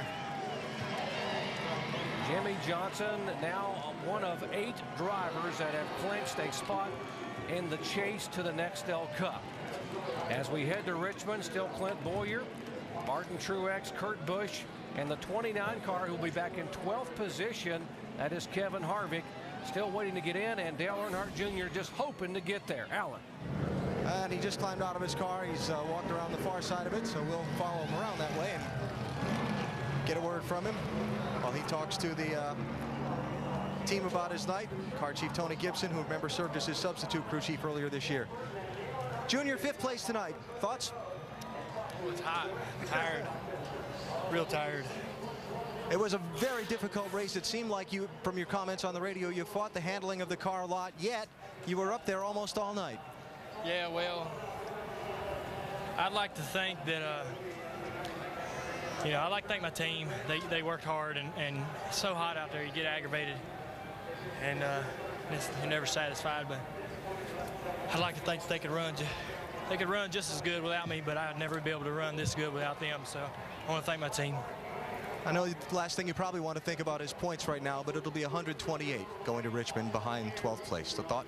I don't know. I don't know much about the system. I never have. I never cared to. I just go out there and run as hard as I can. And, you know, don't look like we're going to make it, but we ain't going to quit trying until they say we aren't in the chase. Man, it's a long day, hot, real hot. Thanks for the time. Doc? You can see how physically and emotionally drained Dale Earnhardt Jr. is climbing out of that car in his seat. He left nothing on the table. He put it all on this racetrack tonight. I was just getting ready to say he left it all on the racetrack tonight. He gave it everything he had. Everybody we see has got red faces. You can see the extreme temperature. Everybody. Jamie? Well, I don't know about Carl Edwards, the fittest man in NASCAR, as the magazine say. He's not too flushed yet. What a night, Carl. You guys had that incident early on, and you bounced back from 35th all the way to 2nd.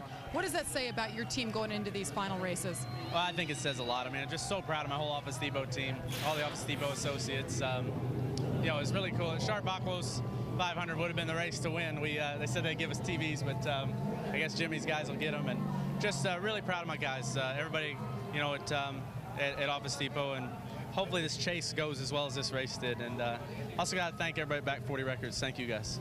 We know you wanted to win this race. Everybody said you were the car to beat tonight. How upsetting or disappointing is it to not win tonight? It's immensely disappointing. I mean, running second is terrible. Everybody saw what I did at Watkins Glen, you know, running off the track, trying not to run second. There was no gravel out here, so I stayed on the track. But, you know, like I said, I'm just proud of Bob. He's really beating himself up because he called me clear out of the pits and we hit Montoya, and feel bad for those guys. But congratulations to Jimmy. I mean, this is it's a home track for him, and I just hope we run this well in Chase. It's going to be an awesome year.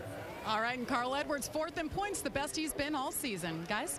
How physically fit is Carl Edwards? He's not even out of breath. He just gets out of the car, sweating a little bit there, given the kind of night and the way he drove that race car. But, boy, you talk about physical fitness, that's remarkable.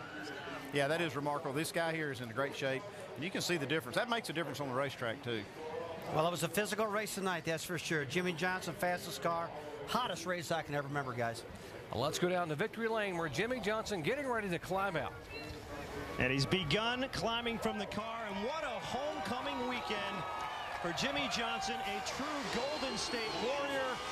Grew up south of here in El Cajon, California, and now picks up his second career California victory. But you had to work for this one. Your car was not perfect at the beginning. How much did you need to search around to find that right line that really suited your race car? Well, the confetti machine works. We can see that. You know, it just was a long night. The track was changing. The 5 car and some guys can make the top work really good, and I just couldn't make it work long enough. I get a couple good laps, but I really focused on the bottom, and it paid off. With the win, you now know that you will have at least a share of the #1 seed in the chase. How satisfying is that? It's very satisfying. The season's all about a championship, especially when you get in the chase. We're fortunate to be in that situation, and it's time for the pressure to pick up. It's time for the hard work to start, and my guys are ready for it. Today showed it, and I can't thank Lowe's enough for letting me run the Jimmy Johnson Foundation logos on the car this weekend. To win here after our big tournament and everything we had this week, the foundation sticker on the side is a special day. So thanks to all the employee owners at Lowe's as well. It's been a few months since we won, and it's good to be back. And Carl Edwards is saying hello. Guys, there certainly will be a lot of pressure on Jimmy Johnson, but he is the defending Nextel Cup Series champion, and it certainly appears he's peaking at the right time. Doc? 5th win of the year for Jimmy Johnson. It comes in his home state. And Brett Musburger, take a look at these point standings headed to Richmond next Saturday night on ABC. We are down to 13, Jerry. Only Dale Earnhardt Jr. has a chance to slip into the 12-man chase, which will start after next week's race. And I would dare say that tonight, Jimmy Johnson in the number 48 car served notice. He is ready to defend last year's championship. Victory number 5, and we congratulate him. And a reminder now to enjoy more NASCAR coverage next week on ESPN2 Friday. It will be the Busch Series race. So long, everybody.